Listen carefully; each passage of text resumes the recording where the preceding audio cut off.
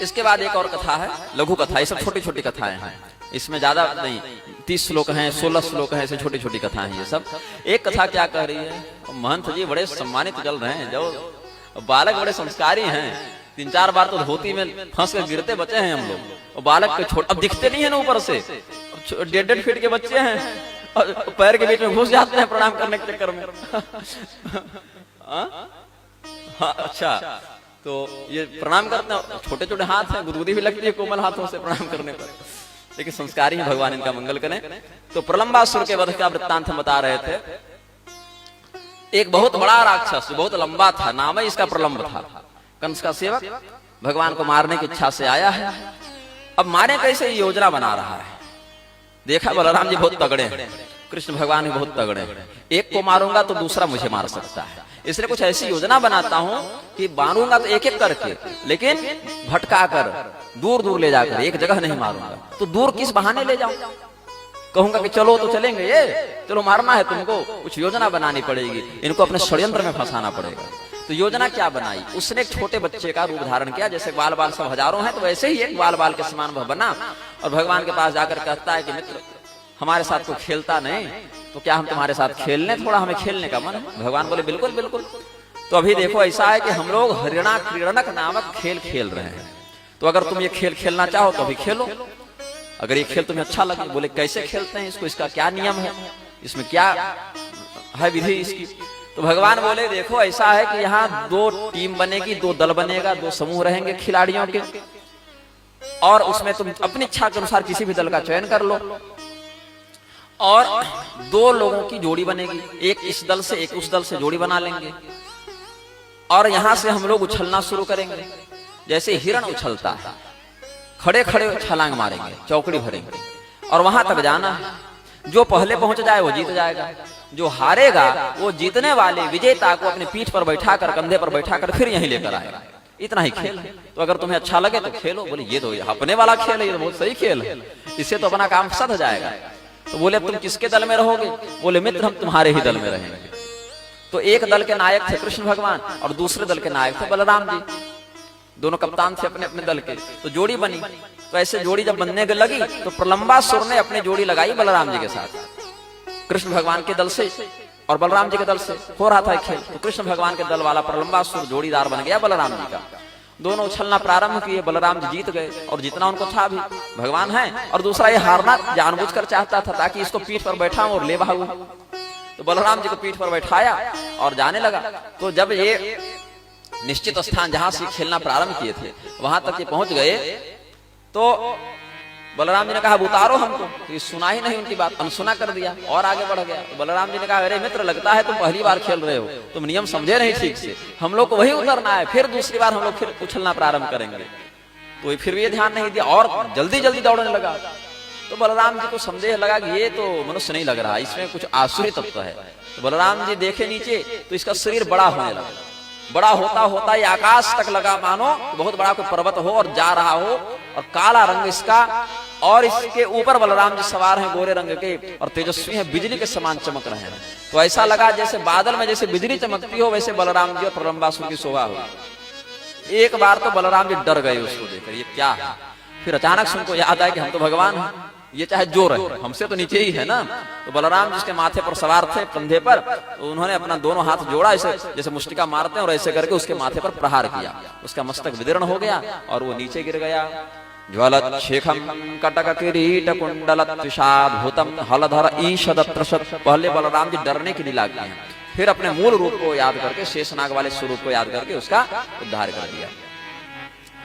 अब बलराम जी का भी वैसे ही देवताओं ने पुष्प वृष्टि से अभिनंदन किया, स्तुति पाठ किया। अब यहाँ पर अच्छा भगवान के जीवन में बड़ी सुंदर सुंदर मुझे घटनाएं स्मरण आती हैं। अपहरण का बड़ा संबंध है भगवान के जीवन से। कोई भी आता है किसी को उठा चल जाता है। जैसे सबसे पहले तो पूतना ही अपहरण करने आई थी, ऐसे तो मारने आई थी, अपहरण करने तो तृणावर्त आया था। सबसे पहले तृणावर्त आया, भगवान को उठाकर ले गया। सफल नहीं होते थे लोग, लेकिन लेने जाते थे सब। फिर आए ब्रह्मदेव, वो बछड़ा उठाकर ले गए, बाल बाल उठाकर ले गए। प्रलंबासुर बलराम जी को अपहरित करके ले जा रहा था। अभी नंद बाबा का प्रकरण आएगा, इनको भी एक राक्षस चुरा कर ले गया है। आगे एक शंखचूड़ नाम का यक्ष गोपियों को चुरा कर ले गया था। भगवान बोले कि अब थोड़ा हम भी, आज व्योमासुर वो ग्वाल बालों को अपहरण करके ले जाता था, भगवान रुक्मिणी जी का अपहरण करके ले आए। भगवान का बेटा हुआ प्रद्युम्न का जन्म हुआ तो संबरासुर उठा कर ले गया, भगवान का पोता हुआ तो चित्रलेखा उठा कर ले गई। वैसे करते भगवान के जीवन में बड़े ऐसे अवसर आए हैं। तो अब नंद बाबा के अपहरण का वृत्तांत बताते हैं। नंद बाबा एकादशी का व्रत किए थे, सोचे सुबह सुबह यमुना जी में जाकर द्वादशी का स्नान करेंगे, वहीं पूजन करेंगे।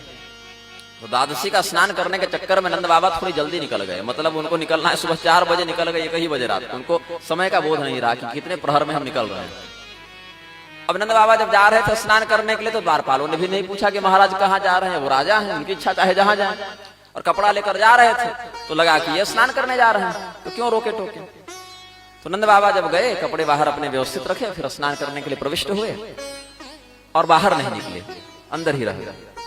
अब सुबह सुबह सब अपने समय पर जगह, देखे यशोदा जी देख रहे कि नंद बाबा है नहीं घर में।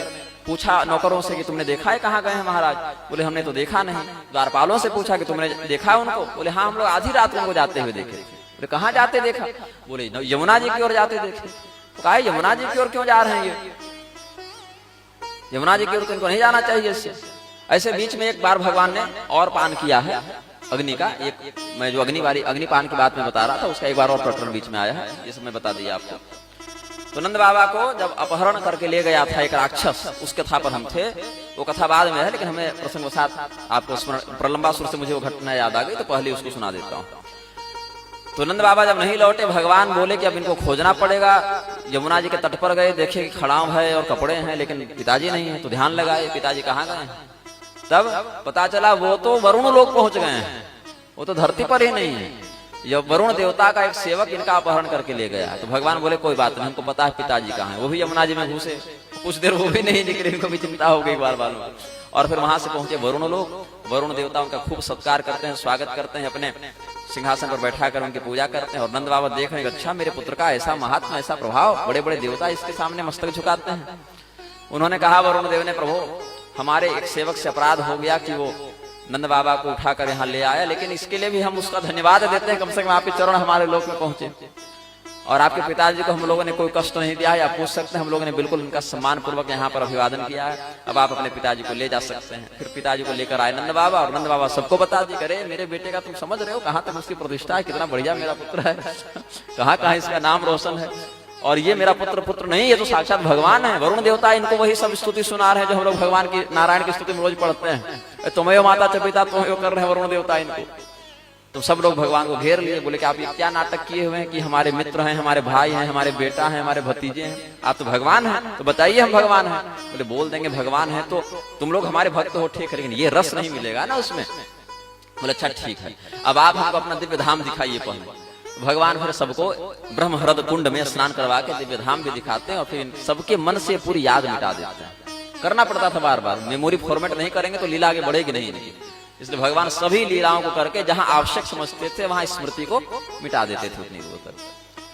फिर इधर अब वर्षा ऋतु इत्यादि का कुछ वर्णन है। वर्षा ऋतु के बाद हेमंत ऋतु के आगमन पर, मतलब अघन महीना चढ़ने पर, शरद ऋतु, वर्षा और शरद के बाद जब भगवान की लीला हेमंत ऋतु में प्रवेश करती है, तब एक कथा है, हेमंते प्रथमे मासी नंद ब्रज कुमारिका चेरुर हविष्यम भुंजाना कात्यायन्यर्चनम व्रतम। भगवती कात्यायनी की आराधना कर रही हैं। कौन? कुछ गोपिकाएं। उन गोपिकाओं की इच्छा क्या है उस व्रत के पीछे कि हम भगवान को पति रूप में प्राप्त करें। कात्यायनी महामाये महायोगिन्यधीश्वरी नंद गोप सुतम देवी पतिं मे कुरुते नमः। ये कथा जो है, ये जो एक यहाँ एक अध्याय में है, ये सुखदेव जी ने संक्षेप में बता दिया है। पद्मिनी तंत्र में यह कथा विस्तार से है। भगवती राधा के नेतृत्व में ये गोपियां व्रत करती थी भगवान को पति रूप में प्राप्त करने के लिए। इनकी 16 की संख्या थी, 16 गोपियां थी इसमें प्रधानता से। लेकिन इनके इस व्रत में अब बहुत छोटी उम्र की थी ये नहीं कि युवती थी, कुमारिकाएं थी सब, और भगवान के कृपा को प्राप्त करने के लिए, उनको पति रूप में प्राप्त करने के लिए देवी दुर्गा की, कात्यायनी की पूजा करते थे। भद्रकाली भी शब्द आया है उनके लिए, कात्यायनी, भद्रकाली, दुर्गा, ये सब पर्यायवाची शब्द ही हैं भगवती के लिए अलग अलग रूपों में। 1 महीने का व्रत था इनका और यही मंत्र पढ़ती थी। एवं मासम व्रतम चेरु कुमारिया कृष्ण की दशा। रोज सुबह यमुना जी जाना, वहां स्नान करना और वहीं तट में जैसे हम लोग पार्थिव शिवलिंग बनाते हैं, मिट्टी से शिवलिंग बनाते हैं, वैसे मिट्टी से भगवती की मूर्ति बनाते थे, बालू से बनाती थी। कृत्वा प्रतिकृतम देवी मानर्चु नृपस्सैकतिम, यमुना जी के तट पर बालू से भगवती की ये प्रतिमा बना के पूजा करके मंत्र पढ़ के उनका विसर्जन करके फिर घर आ जाते थे अपना, फिर अगले दिन वही नियम। लेकिन इस नियम में त्रुटि यह थी कि ये निर्वस्त्र होकर स्नान करती थी, सारे वस्त्रों को बाहर उतार दिया, और जबकि स्नान करने के लिए द्विवस्त्रा होना आवश्यक है स्त्रियों का, एक ऊपर एक नीचे, दो वस्त्रों के साथ ही स्नान करना चाहिए। ये नियम तो खैर पुरुषों के साथ भी है, लेकिन स्त्रियों के लिए विशेष करके द्विवस्त्रा होकर ही स्नान करना चाहिए, एक वस्त्रा या निर्वस्त्रा स्नान नहीं होना चाहिए, दोष लगता है। तो भगवान जानते थे कि इनका भाव शुद्ध है। लोग कहते हैं ना कि अरे भाव शुद्ध होना चाहिए, विधान में क्या रखा है? नहीं, विधान भी शुद्ध होना चाहिए, और जिसका वास्तव में भाव शुद्ध होगा वो ये सब थेथरे नहीं करेगा, वो विधान को ही मानेगा कि अच्छा मुझसे गलती हो गई, मैं इसको सुधार कर लेता हूं, तभी उसका भाव शुद्ध है। अरे मन चंगा होना चाहिए, मन अच्छा होना चाहिए, शरीर आपका चंगा हो नहीं पा रहा है, मन सुख में पहले चंगा हो जा रहा है। जिसको रगड़ के शुद्ध करना ज्यादा सरल है वो शुद्ध नहीं हो पा रहा है आपसे, और सूक्ष्म वृत्तियों से प्रारब्ध से फंसा मन पहले शुद्ध हो जा रहा है, तब ये दुर्गति है आपके जीवन में। तो विधि का भी ध्यान रखना चाहिए। अगर कोई भक्त हो, भावुक हो, भावना के वशीभूत कुछ गलत भी कर दे तो भी वो शास्त्र की मर्यादा बताए जाने पर मजाक नहीं उड़ाता करे हम बहुत बड़े भक्त हैं, ऐसा नहीं होना चाहिए। आजकल तो बहुत बड़े बड़े भक्त जो हैं रजस्वला स्त्रियों से भोग लगवा दे रहे हैं, ग्रहण को नहीं मानेंगे, मरने के बाद अंतिम संस्कार नहीं करेंगे। प्रेमानंद बाबा का उपदेश आप सुनेंगे, यही सब है उसमें, भक्ति के नाम पर शास्त्र विरुद्ध व्याख्या होना नहीं चाहिए। उसके उन्माद का जन्म होता है, भक्ति की शुद्धि नहीं होती उससे। भगवान गोपियों के भाव को जानते हैं कि बहुत शुद्ध भाव है इनका, लेकिन विधान में त्रुटि है। ये शास्त्र की मर्यादा का अगर खंडन करेंगे, इनका भाव शास्त्र की मर्यादा के खंडन से फिर दूषित हो सकता है, वो कुसंस्कार हो सकता है। तो भगवान ने इनको शिक्षा देने के लिए योजना बनाई। एक दिन जब ये गोपियां वस्त्रों को बाहर छोड़कर, और सब कन्याएं थी तो कोई वैसी लज्जा की विशेष अनुभूति होती नहीं थी, सब बच्चियां थी तो उसमें उतनी लज्जा का अनुभव करती नहीं थी। सब जब प्रविष्ट हुई जल में तो भगवान इधर से वस्त्रों को चुरा लिए, और जब उन गोपियों का स्नान पूर्ण हुआ, बाहर निकलना चाहे तो देखे वस्त्र गायब है। भगवान को फिर देखा, भगवान को कहा कि वस्त्र दे दो, वस्त्र दो तो हम बाहर निकल पाएंगे, नहीं तो इस प्रकार से बाहर निकलने में संकोच है। और भगवान बोले नहीं देंगे, तब क्या कर लोगी? तो कहती हैं देहि वासांसि धर्मज्ञ नोचेत राज्ञ ब्रुवामहे, कि हे कृष्ण, हे श्याम सुंदर, तुम धर्मज्ञ हो, धर्म को जानने वाले व्यक्ति के द्वारा ऐसा नहीं किया जाना चाहिए, तो तुम धर्मज्ञ हो, इसीलिए धर्म का विचार करते हुए मुझे दे दो वस्त्र, और नहीं दोगे तो हम राजा से शिकायत कर देंगे। भगवान बोले कैसे करोगे? निकलोगी तभी ना, बात यहाँ निकलने पर है कि जल से तुम निकलोगी कैसे? और रही बात धर्मज्ञ होने की, तो धर्म को जानकर ही हमने ऐसा किया है। क्यों? क्योंकि देखो तुम जो कर रही हो धर्म के विपरीत है। यो यम विवस्त्रा यदपोधृत व्रता व्यगाहते तत्तदुदेव हेलनम बद्धांजलिं मूर्ध्न्यपनुत्तयं हसः कृत्वा नमोधो वसनं प्रगृह्यताम। रामभद्राचार्य ने इस प्रसंग का प्रवचन जब किया था तो क्या कहे थे? यूयम विवस्त्रा में विवस्त्रा का अर्थ निर्वस्त्रा नहीं है, विशिष्ट वस्त्रा है, मतलब विशिष्ट कपड़ा पहनकर वो स्नान कर रही थी। और भगवान ने उनके वस्त्रों की रक्षा की है। कंस के भेजे राक्षसों से और कहा बहनों मैं तुम्हारी रक्षा करूंगा। ये कुछ भी नहीं देखना कि प्रसंग क्या चल रहा है, विषय क्या है, उसका परिणाम क्या, कुछ भी बोल देना है। पति के लिए पूजा कर रहे हैं, और उन्होंने स्पष्ट, मैं बड़ उनका कर रहा हूं कोट यहाँ पर, मतलब संदर्भित कर रहा हूं उनके शब्दों को। उन्होंने कहा कि अगर कोई सिद्ध कर दे कि यहाँ पर वो निर्वस्त्र स्नान कर रही हैं तो मैं अपना त्रिदंड यमुना जी में फेंक दूंगा। और आप कोई मान्य टीका उठा लीजिए, प्रसंग वही है, केवल यहाँ नहीं, अन्य सभी पुराणों में यही प्रसंग है, वही उस प्रसंग का मूल भाव है, वहां वही बताना चाह रहे हैं। त्रिदंड आज तक नहीं फेंके। बहन, हाँ बहनों का है, तो उनका प्रवचन आप सुनिएगा। और हमने खंडन किया तो मुकदमे की धमकी देने लगे, तो देते रहिए। आरोप लगाने वाले मूर्ख हैं। भगवान जो हैं कण कण में व्याप्त, हमारे शरीर के प्रत्येक अंग में, चाहे बाह्यांग हो चाहे गुप्तांग हो, भगवान स्थित है। खून के एक एक बूंद में भगवान स्थित है। वो भगवान है, मनुष्य नहीं। पहले इसको समझिए। इसीलिए जो भगवान के प्रति श्रद्धालु ना, उसके लिए ग्रंथ नहीं है, टाइम पास के लिए नहीं तो पढ़ना सुनना है ना। अगर आपके पास बुद्धि नहीं है तो इन प्रसंगों को मत पढ़िए। जब बुद्धि हो जाएगी, वेदव्यास जी थोड़े बोले थे कि हम सबके लिए लिख रहे हैं, अधिकारी के लिए, भक्त के लिए लिख रहे हैं, जो उस विषय को समझ सके। जिन आचार्यों ने पढ़ा लिखा टीका की, उन्होंने इसी प्रसंग में इसी अनुरूप व्याख्या की। गोपी वस्त्रापहारकः स्पष्ट आया उनके सतनाम में। और गोपियां पति भाव से ही उनकी आराधना कर रही, इसलिए पति और पत्नी के भी संबंध से देखें तो इस प्रकार का उपहास निंदनीय नहीं है, विशेष करके जब वो कुछ सिखाना चाहते हैं। और भगवान ने फिर कहा कि तुम्हारे द्वारा वरुण देवता का, यमुना जी का अपमान हुआ है। लोग क्या करते हैं, अपनी बुद्धि की सीमा में शास्त्र को घुसाकर सोचने का प्रयास करते हैं कि हम ऐसा नहीं कर सकते तो भगवान कैसे कर दिए। और अच्छा, उम्र भी उनकी कम थी, 8 से कम ही होंगे ना, 7 साल में तो गोवर्धन धारण, उससे भी कम उम्र है भगवान की। 8 साल में तो गोवर्धन धारण है, गोवर्धन धारण तक हम पहुंचे भी नहीं, उससे पहले का प्रसंग बता रहे हैं। तो अगर लौकिक दृष्टि से भी देखो तो 6 साल के बच्चे में कितने काम की भावना हो सकती है, इस अनुसार भी देखो। और गांव में तो इस 5-6 साल की उम्र के लोग ऐसे स्नान करते दिख जाते हैं निर्वस्त्र अवस्था में, लेकिन वो व्रत में थी और व्रत के अंतर्गत नियमावली का पालन आवश्यक है। इतनी बुद्धि है कि वो पूजा कर रही है, ये कर रही है, तो उनको और अच्छे से भगवान ने शिक्षित किया है। अब जैसे कोई चिकित्सक है, चिकित्सक जब पोस्टमार्टम करता है तो वो पूरे शरीर को निर्वस्त्र देखता है, मुर्दे को, उसको विकार नहीं होता, वहां तक पहुंच गया है उसका मन। या जिंदे का भी ऑपरेशन करे और कुछ उस प्रकार के अंगों में कोई रोग हो जावे तो ऑपरेशन करते वो विकारग्रस्त नहीं होता है, क्योंकि वो जान रहा है कि सब हड्डी खून चमड़ा है, बस विकार जिसके मन में हो रहा है मतलब वो कथा का अधिकारी वहां नहीं है।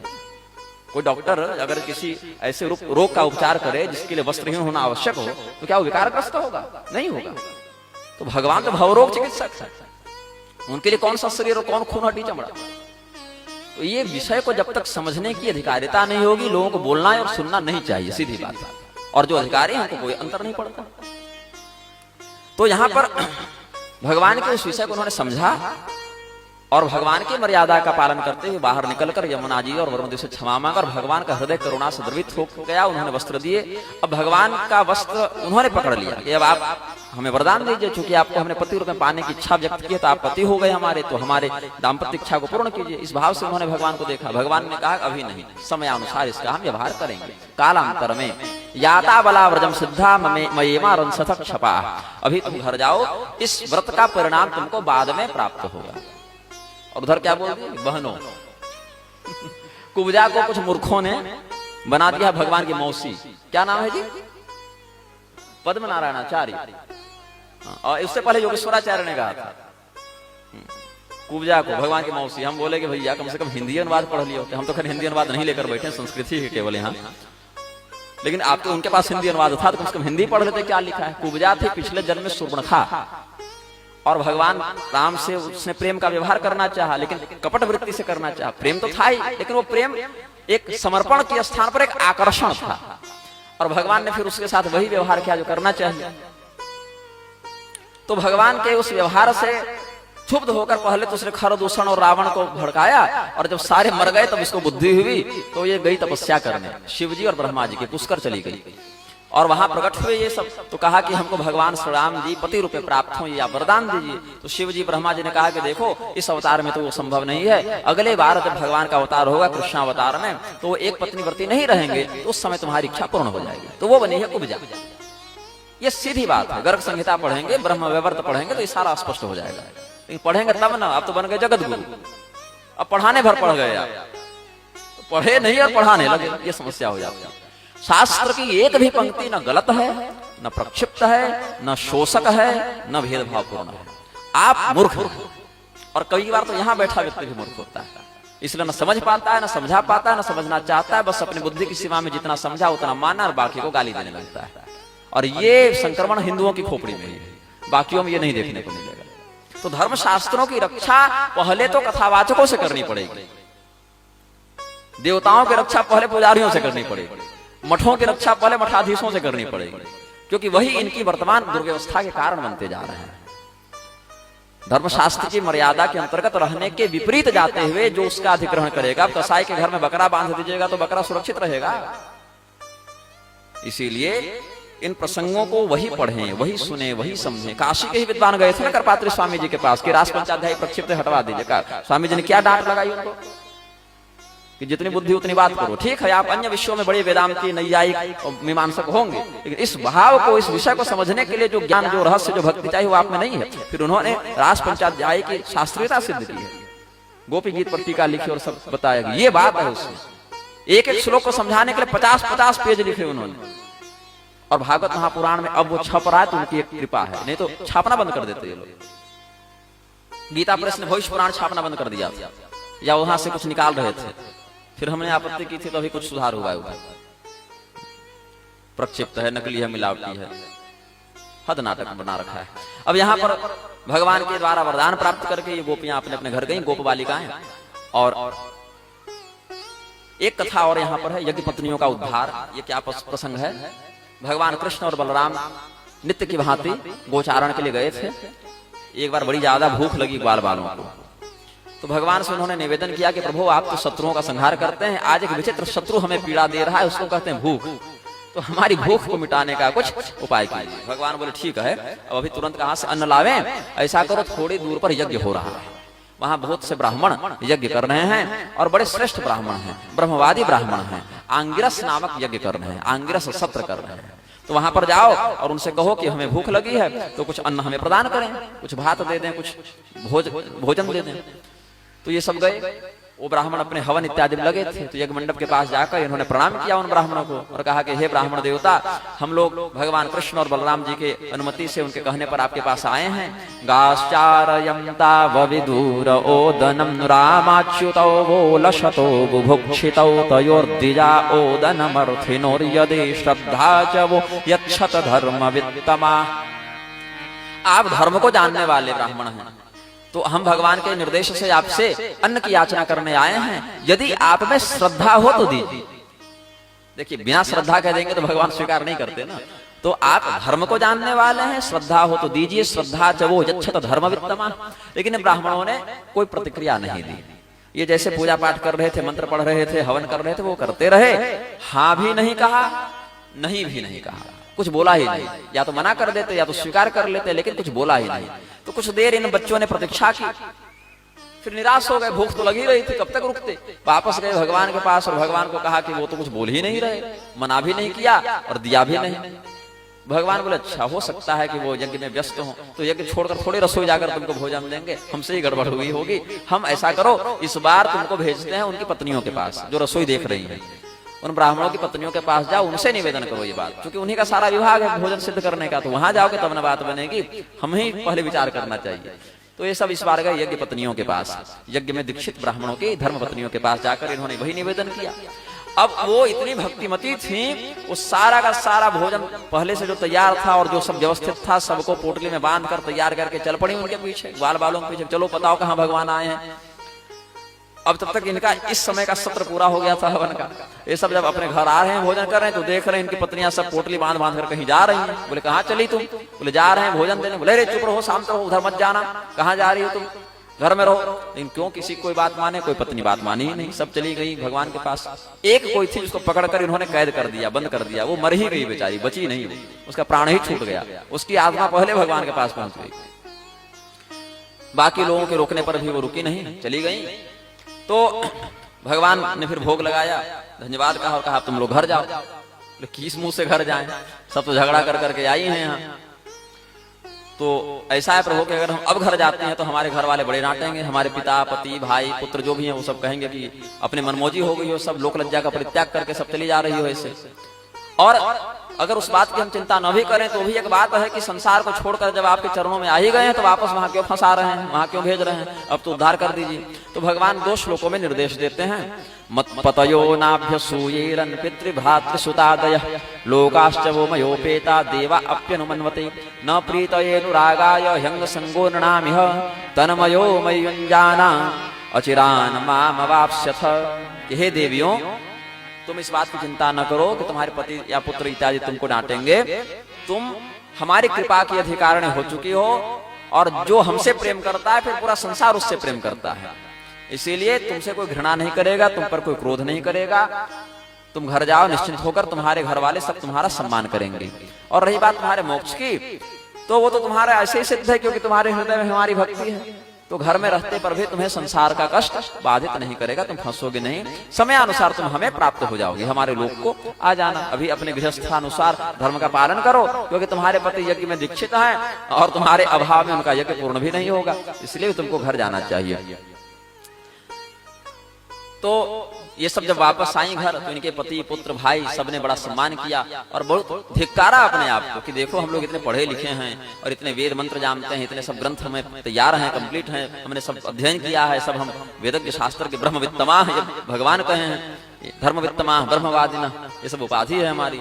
और हम लोग इतनी भी समझ नहीं रखते कि जिन परमात्मा की प्रसन्नता के लिए इतना यज्ञ कर रहे हैं, यहाँ अग्नि में जिनके नाम से आहुति डाल रहे हैं, वो सामने से भोजन मांग रहे हैं और उनकी उपेक्षा हम कर दे रहे हैं। इतनी तो समझ होनी चाहिए थी हमें। लेकिन चलो, अहो वयम धन्यतमा येषाम नस्तादृशी स्त्रियः भक्त्या यासाम मतिरजाता अस्माकं निश्चला हरौ। कम से कम हम इसी से प्रसन्न हैं कि हमारे घर की पत्नी, माँ, बहन या बेटी या जो भी हमारे घर की स्त्रियां हैं वो इतनी भक्तिमती हैं कि उन्होंने ये भूल नहीं की जो हमसे हुआ। उनके पति होने से या पुत्र होने से या भाई या पिता होने से हम धन्य हो गए, जिनके अंदर भगवान की ऐसी भक्ति है। अच्छा, भक्ति तो भैया तुम भी जाकर मिलाओ, जब इतनी बुद्धि हो गई है तैयार तो जाइए मिलाइए। लेकिन नहीं गए। क्यों नहीं गए?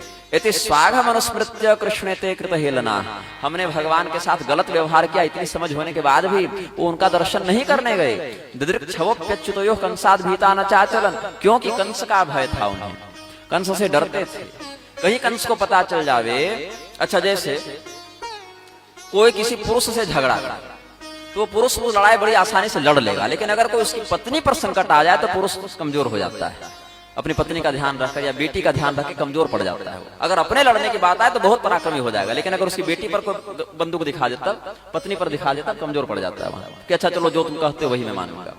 तो ये ब्राह्मण भी अपने परिवार को लेकर बड़े चिंतित थे कि जो इतना दुष्ट है कंस की अपने बहन की गोद से उसकी बेटी को छीनकर मार रहा है, उसको अगर ये पता चलेगा कि हम लोग कृष्ण और बलराम को भोजन दिए तो मेरे घर के परिवार के साथ वो क्या करेगा। तो कंस से डरते थे। ऊपर से कंस के राज्य में यज्ञ करना, तपस्या करना निषिद्ध था, ब्राह्मणों को मारता था, यज्ञ को ध्वस्त करता था। ऐसी स्थिति में कंस से छिपकर वो जंगल में यज्ञ करके धर्म को बचाए हुए हैं, किसी प्रकार से अपने नित्य नैमित्तिक कर्तव्य को पूरा कर रहे हैं। कितने संकट में वो धर्म को बचाए हुए थे, उनका भी ध्यान करना चाहिए। ऐसे लोग मजाक उड़ा देते, अरे वो पंडित जी सब पोथी पढ़ी पढ़ी जग हुआ पंडित भया न कोई मूर्ख थे, उनकी पत्नियां अच्छी थी। पत्नियां बिल्कुल अच्छी थी, लेकिन उस व्यक्ति की जगह पर रहकर देखिए आप कि वो कंस से कितना डरा हुआ है कि सब घर छोड़ छोड़कर जंगल में आकर छिप कर किसी प्रकार यज्ञ कर रहे हैं। और अगर कंस को पता चल जावे जो अपनी बहन के हर बच्चे को मारने के लिए तैयार है, कितना क्रूर होगा, वो इनके परिवार के साथ क्या करेगा। इसीलिए बेचारे नहीं जा पाए भगवान का दर्शन करने। लेकिन उनकी पत्नियां इतनी परवाह नहीं कि वो दर्शन कर रही, और भगवान ने यही कारण है उनकी रक्षा भी की। तो ये भी सोचना चाहिए लोगों को। अब यहाँ पर गोवर्धन धारण की कथानक की ओर हम बढ़ रहे हैं। देवराजेंद्र को अपने त्रिलोकाधिपति होने का अभिमान था। भगवान ने सोचा कि इनके अभिमान की भी चिकित्सा करनी चाहिए। तो जब इंद्र यज्ञ का समय आया, भगवान ने देखा कि हमारे सब घर वाले तैयारी कर रहे हैं, बड़े सुंदर उत्सव का यहाँ प्रबंध किया जा रहा है। तो सर्वज्ञ होने पर भी भगवान ने प्रश्न किया कि पिताजी आप क्या कर रहे हैं, ये किस प्रकार की तैयारी है, कोई पर्व है क्या, कोई यज्ञ है क्या, कोई उत्सव है क्या। तो नंद बाबा ने कहा कि पुत्र पर्जन्यो भगवान इंद्रो मेघास्तस्यात्ममूर्तयः तेभि वर्षन्ति भूतानां प्रीणनम जीवनम पयः। देवराज इंद्र पर्जन्य रूप से वर्षा करके अन्न उगाते हैं, हमारी गायों के लिए सब व्यवस्था होती है। तो उन्हीं देवराज इंद्र का यह यज्ञ कर रहे हैं हम, ताकि समय अनुकूल अच्छी बारिश हो, अच्छी खेती हो, अच्छी हरी भरी घास हो, सभी प्राणी सुखी रहें, हमारा सबका भरण पोषण हो। तो ये देवराज इंद्र का यज्ञ होने वाला है। भगवान बोले अच्छा देवराज इंद्र जो है बारिश तो सब पर ही करते हैं, ऐसा नहीं कि जो यज्ञ नहीं कर रहा है उसको वर्षा का फल नहीं मिल रहा है। हालांकि यज्ञ से यज्ञात भवति पर्जन्यो ठीक है, यज्ञ का सर्वथा लोप हो जाए तो अकाल पड़ जाए, ये एक अलग पक्ष है। लेकिन यह देखा जाता है कि जैसे अभी तत्काल में हमने अगर इंद्र की पूजा न भी की हो तो भी तो भूखे नहीं मर रहे हैं ना, तत्काल में तुरंत तो नहीं मर रहे हैं। तो हम जिस प्रकार का कर्म करेंगे वैसा फल मिलेगा। तो हमने अगर अन्न पाने लायक काम किया है पहले, तो हमें प्रारब्ध में अन्न का भोग मिलेगा। कर्म से ही हमारा जन्म हुआ, कर्म के परिणाम स्वरूप आयु मिली, मर गए, सुख या दुख मिला। इसमें इंद्र अलग से क्या करेंगे। इंद्र बारिश कर रहे हैं तो कोई एहसान नहीं कर रहे हैं ना, उनकी वर्षा भी तो हमारे कर्म के माध्यम से हो रही कि हमने काम किया ऐसा तो उन्होंने ऐसा फल दिया, अपने मन से कोई अलग तो कर नहीं रहे। तो कौन इसमें मुख्य हेतु हुआ, हमारा कर्म, ऐसा भगवान ने कहा। तो नंद बाबा बोले कहना क्या चाहते हो। बोले ये कहना चाहते हैं कि हमारे आराध्य गोवर्धन जी हैं, हमारे आराध्य गौवे हैं, हम गाय की पूजा करें, विप्रों का सत्कार करें, गोवर्धन जी की पूजा करें, दान दक्षिणा सब दें, खूब बढ़िया भोजन भंडारा हो, और उस भंडारे में स्वाधिकार अनुसार, मर्यादा अनुसार जो भी आए सबको यथेष्ट अन्न मिले, चाहे कुत्ता भी आ जाए, चांडाल भी आ जाए, सबको भरपेट भोजन मिले। और विधि पूर्वक गौ का, गोवर्धन जी का, ब्राह्मणों का सबका हम सम्मान करें, पूजन करें, ये यज्ञ हमें अच्छा लगेगा। तो नंद बाबा भगवान की बात माने, क्योंकि भगवान भगवान है, चाहे वो द्वारिका की गद्दी पर हो, चाहे सारथी बनकर हो, चाहे वो यहाँ बच्चे के रूप में हो, वो तो भगवान है, तो भगवान की आज्ञा हो गई। इन्होंने बात मान ली, यही हुआ। विधि पूर्वक सभी ने गोवर्धन जी का यज्ञ किया और भगवान गोवर्धन जी में प्रतिष्ठित होकर स्वयं गोवर्धन रूप धारण करके सब भोग भी लगाए। इत्यद्रि गोद्विजमुखम वासुदेव प्रणोदिता यथा विधायते गोपाः सह कृष्णा व्रजम ययो। फिर ये सब अपने घर लौट गए और देवराज इंद्र को जब इस समाचार प्राप्त हुआ कि इस साल नंद ने हमारे लिए यज्ञ नहीं किया है, यज्ञ हुआ जरूर लेकिन हमारे नाम से नहीं हुआ, हमारी अवहेलना करके, हमारा तिरस्कार करके, उस कृष्ण के कहने पर नंद ने दूसरा यज्ञ किया है। तो भगवान कृष्ण को एक अध्याय गाली दिए इंद्र बोले कि अरे उस बालक का इतना दुस्साहस, आज का बच्चा देवराज को चुनौती देता है, आज जिंदा है कल मर जाएगा, मरण धर्मा मनुष्य इतना बड़ा हो गया कि हमारी सत्ता को चुनौती देता है। अरे इन ग्वालों का घमंड तो देखो, इनका अहंकार तो देखो, जंगल जंगल भटकते हैं और अमरावती के राजा से भिड़ने चले हैं। अहो श्रीमद महात्म्यम गोपानाम काननो कसाम कृष्णम मर्त्यम उपाश्रित्य ये चक्रुर्देव हिरणम। अरे उस मरण धर्मा मनुष्य के लड़के की बात मानकर देवराज से टकराने चले। तो क्या किया देवराज इंद्र ने, संवर्तक मेघों को बुलाया। कई प्रकार के बादल होते हैं, तो उसमें एक समूह है जिसको कहते हैं संवर्तक। वो बरसते नहीं हैं, वो एक ही बार बरसते हैं प्रलय के समय, क्योंकि उनकी एक बूंद जो है वो मूसल के समान पड़ती है या हाथी की सूंड के समान बड़ी होती है। मूसलाधार बारिश तो कह देते हैं हम लोग बोली चाली की भाषा में, लेकिन मूसलाधार बारिश होती नहीं है। अगर हो जाए तो प्रलय आ जाएगा। एक एक बूंद आपके ऊपर मूसल के समान पड़े, माथा पर एक बूंद पड़े तो फट जाएगा माथा। वो संवर्तक मेघ का वेग होता है। तो प्रलय के समय वो बारिश होती है 100 साल लगातार, कुछ बचता ही नहीं। अब उन मेघों को इन्होंने बुलाया। मेघों ने कहा अभी तो प्रलय का समय नहीं है। बोले पूरे पृथ्वी पर नहीं बरसाना, केवल वृंदावन में जहां नंद का राज्य है, जहां वो सब हैं मेरे तिरस्कारक, उनको जाकर मार डालो।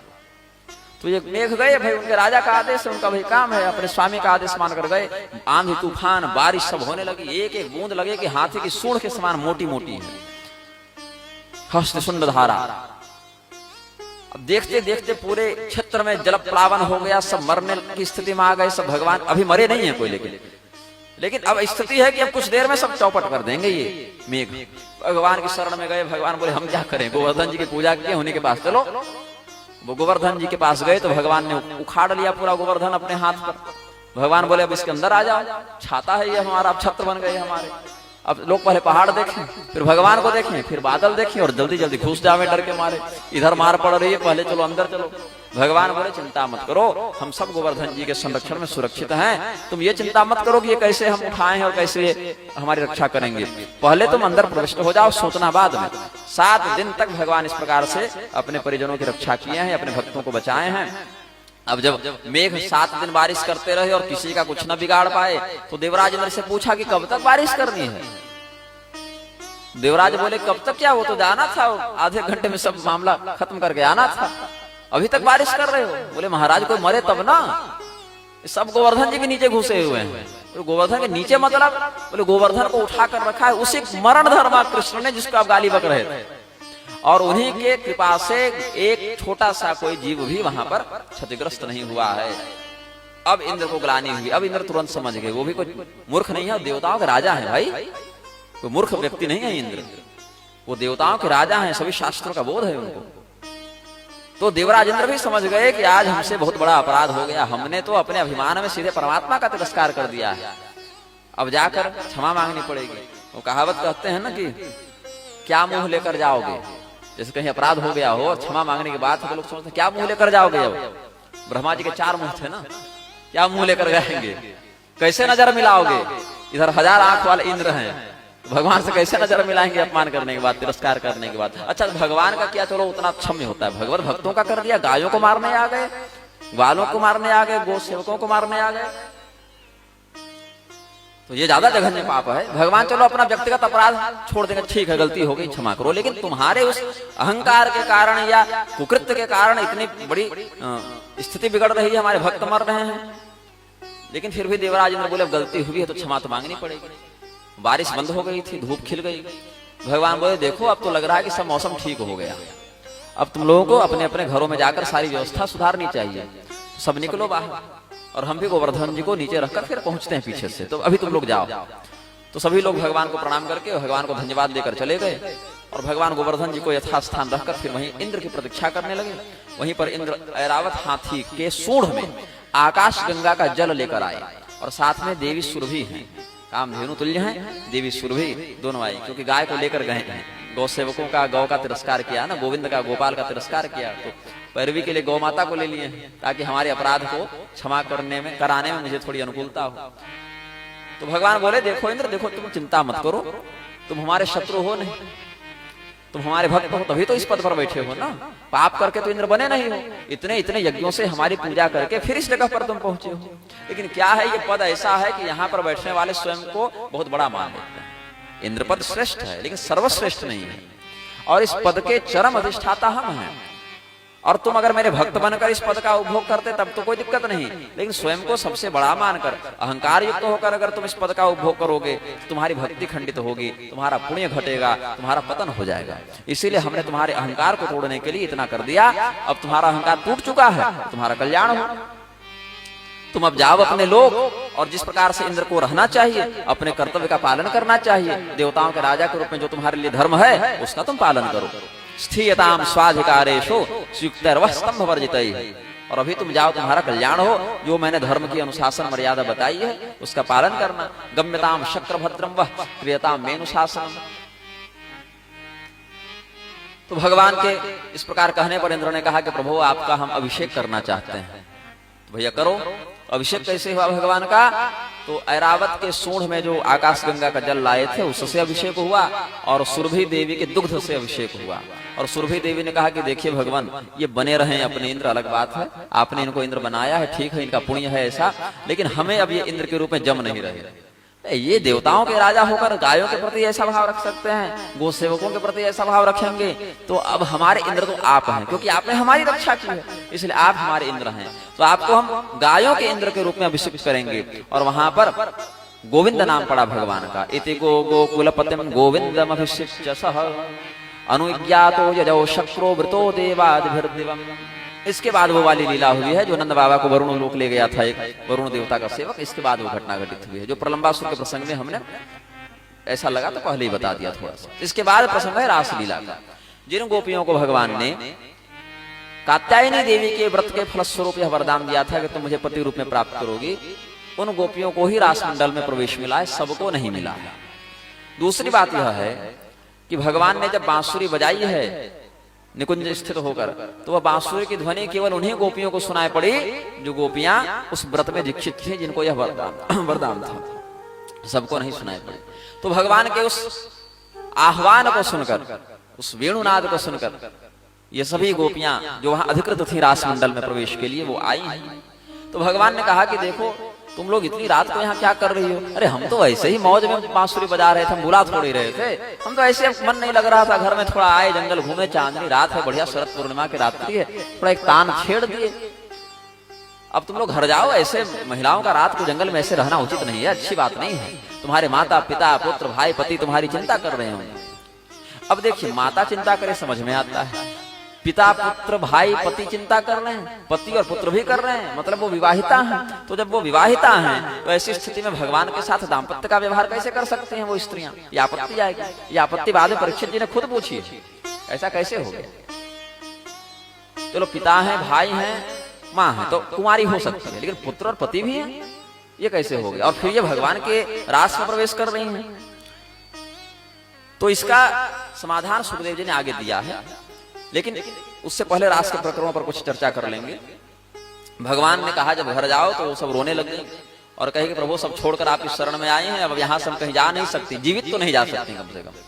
फिर भगवान ने उनके साथ रासक क्रीड़ा का प्रवर्तन जब किया है, बीच में गोपियों को अहंकार हो गया अपने सौभाग्य का, तो भगवान अंतर्ध्यान हो गए थे, जिसके बाद भगवान को प्रकट करने के लिए उन्होंने गोपिका गीत से उनकी स्तुति की है। कुछ एक दो भावों को हम यहाँ प्रस्तुत करेंगे। जयति तेधिकं जन्मना व्रजः श्रयत इंदिरा शश्वदत्र हि जयति तेधिकं जन्मना व्रज श्रयत इंदिरा शश्वदत्र हि दयित दृश्यतां दीक्षुतावका दयित दृश्यतां दीक्षुतावका त्वयि धृता सवस्तां विचिन्वते जयति तेधिकं शरदुदासये साधु जात सत सरसिजो दरस्वे मुषात शासुरतनाथ ते शुल्कदासिका वरद निघ्नतो नेह किं वद सुरतनाथ ते शुल्कदासिका वरद निघ्नतो नेह किं वद विषजलाप्ययाद्याल राक्षसा वर्षमारुताद्वैद्युतानलात् विषजलाप्ययाद्याल राक्षसात् वर्षमारुताद्वैद्युतानलात् वृषमयात्मजाद् विश्वतो भयादृषभते वयं रक्षितामुः वृषमयात्मजाद् विश्वतो भयात् ऋषभते वयं रक्षितामुः न खलु गोपिकानन्दनो भवानखिल देहिनामन्तरात्मदृक् न खलु गोपिकानन्दनो भवानखिल देहिनामन्तरात्मदृक् विघ्न सार्थितो विश्वगुप्तये सख उदेवान् सात्वताङ्कुले विघ्न सार्थितो विश्वगुप्तये सख उदेवान् सात्वताङ्कुले जयति तेधिकं जन्मना व्रज शयत इंदिरा शश्वदत्र प्रेम से बोलिए राधिका रमण सरकार की जय हो। थोड़े बहुत भावों पर चिंतन व्यक्त करेंगे यह सिद्ध करने के लिए, यह बताने के लिए कि ये कोई लौकिक काम क्रीड़ा नहीं है, ये बताने के लिए यहाँ जो भी हैं वो ब्रह्म तत्व ही हैं। यहाँ काम का प्रवेश नहीं है रासमंडल में। कैसे? गोपियां जो कह रही उस पर ध्यान दीजिएगा और यह चिंतन कीजिएगा कि क्या यह कोई सामान्य स्त्री कह सकती है, क्या कोई मानवी कह सकती है, कोई मनुष्य कन्या, मनुष्य स्त्री ऐसा कह सकती है क्या? कहते क्या है, हे प्रभु आपके जन्म से, आपने जो ब्रज में जन्म लिया, इससे लक्ष्मी यहाँ शाश्वत रूप से वास करने लगी है। अब वैकुंठ में नहीं दिख रही है, यही दिख रही है लक्ष्मी की। वस्तुतः यह शोभा श्री लक्ष्मी इंदिरा यहीं पर स्थित है। आपके चरणों के प्रति जिन लोगों ने, मतलब हम लोगों ने अपना प्राण सौंप दिया है, आपको देखना चाहते हैं, आप अंतर्ध्यान हो गए हैं, आपका वियोग आ गया है यहाँ पर, तो आपको देखने की तीव्र इच्छा से हम आपको पुकार रहे हैं। इस वृंदावन की शोभा जो बढ़ी हुई है, जो लक्ष्मी देवी का यहाँ अनुभव हो रहा है, श्री का अनुभव हो रहा है, वो आपके उपस्थिति से होता है। ऐसा है कि हम बिना मोल की राशि हैं, मतलब खरीदी हुई राशि नहीं, कितना पैसा देकर हमको आपने खरीदा हो, ऐसा नहीं है, या कोई वेतन दे रहे हैं हमको। बस प्रेम का ही मूल्य है यहाँ पर, कोई रुपये पैसे का व्यवहार नहीं, कोई स्वार्थ नहीं। इस शरद पूर्णिमा की इस रात्रि में आपकी अनुपस्थिति से हमें जो विरह वेदना व्याप्त है, तो यह जान लीजिए कि हम स्वार्थी नहीं है कि जहां आप छोड़ दीजिएगा तो कहीं और चले जाएंगे, वहां नौकरी कर लेंगे, फिर वहां पेमेंट कम मिलेगा तो कहीं और चले जाएंगे, ऐसा नहीं। हमारा जो सेवा भाव है, जो दासत्व है, जो हमारा समर्पण है, वो अशुल्क है, उसका कोई मूल्य नहीं हो सकता। इसीलिए आप इस प्रकार से अंतर्ध्यान होकर हमें मारिए मत, नहीं तो आपके वियोग में हम मर जाएंगे।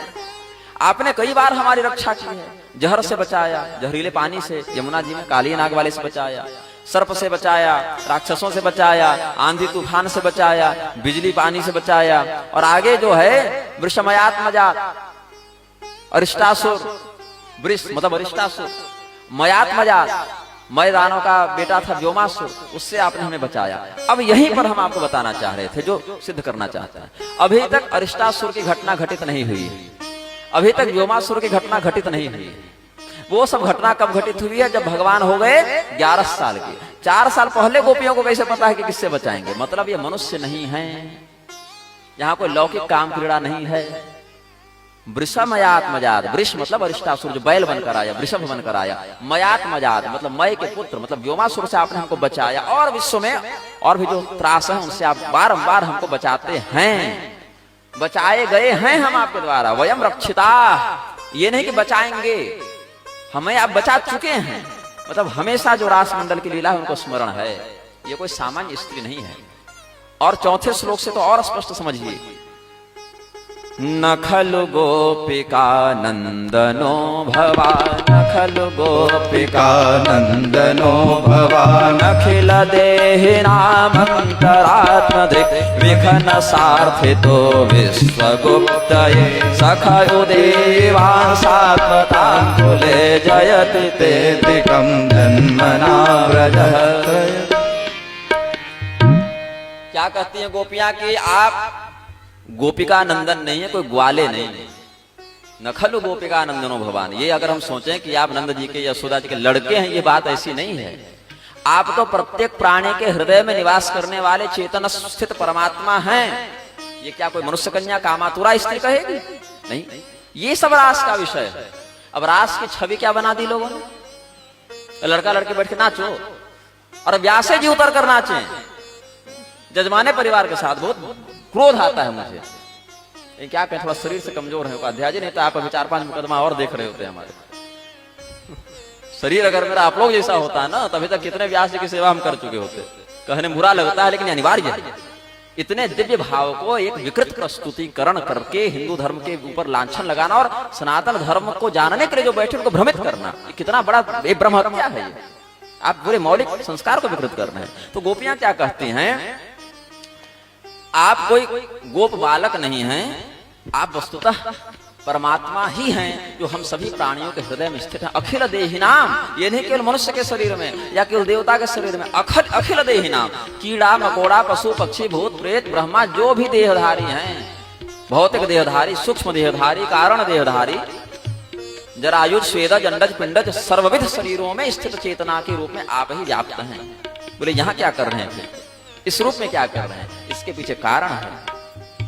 विघ्न सार्थितो विश्वगुप्तये सखो देवान् सात्वतांकुले, विघ्न सार्थितो विश्वगुप्तये सखो देवान् सात्वतांकुले।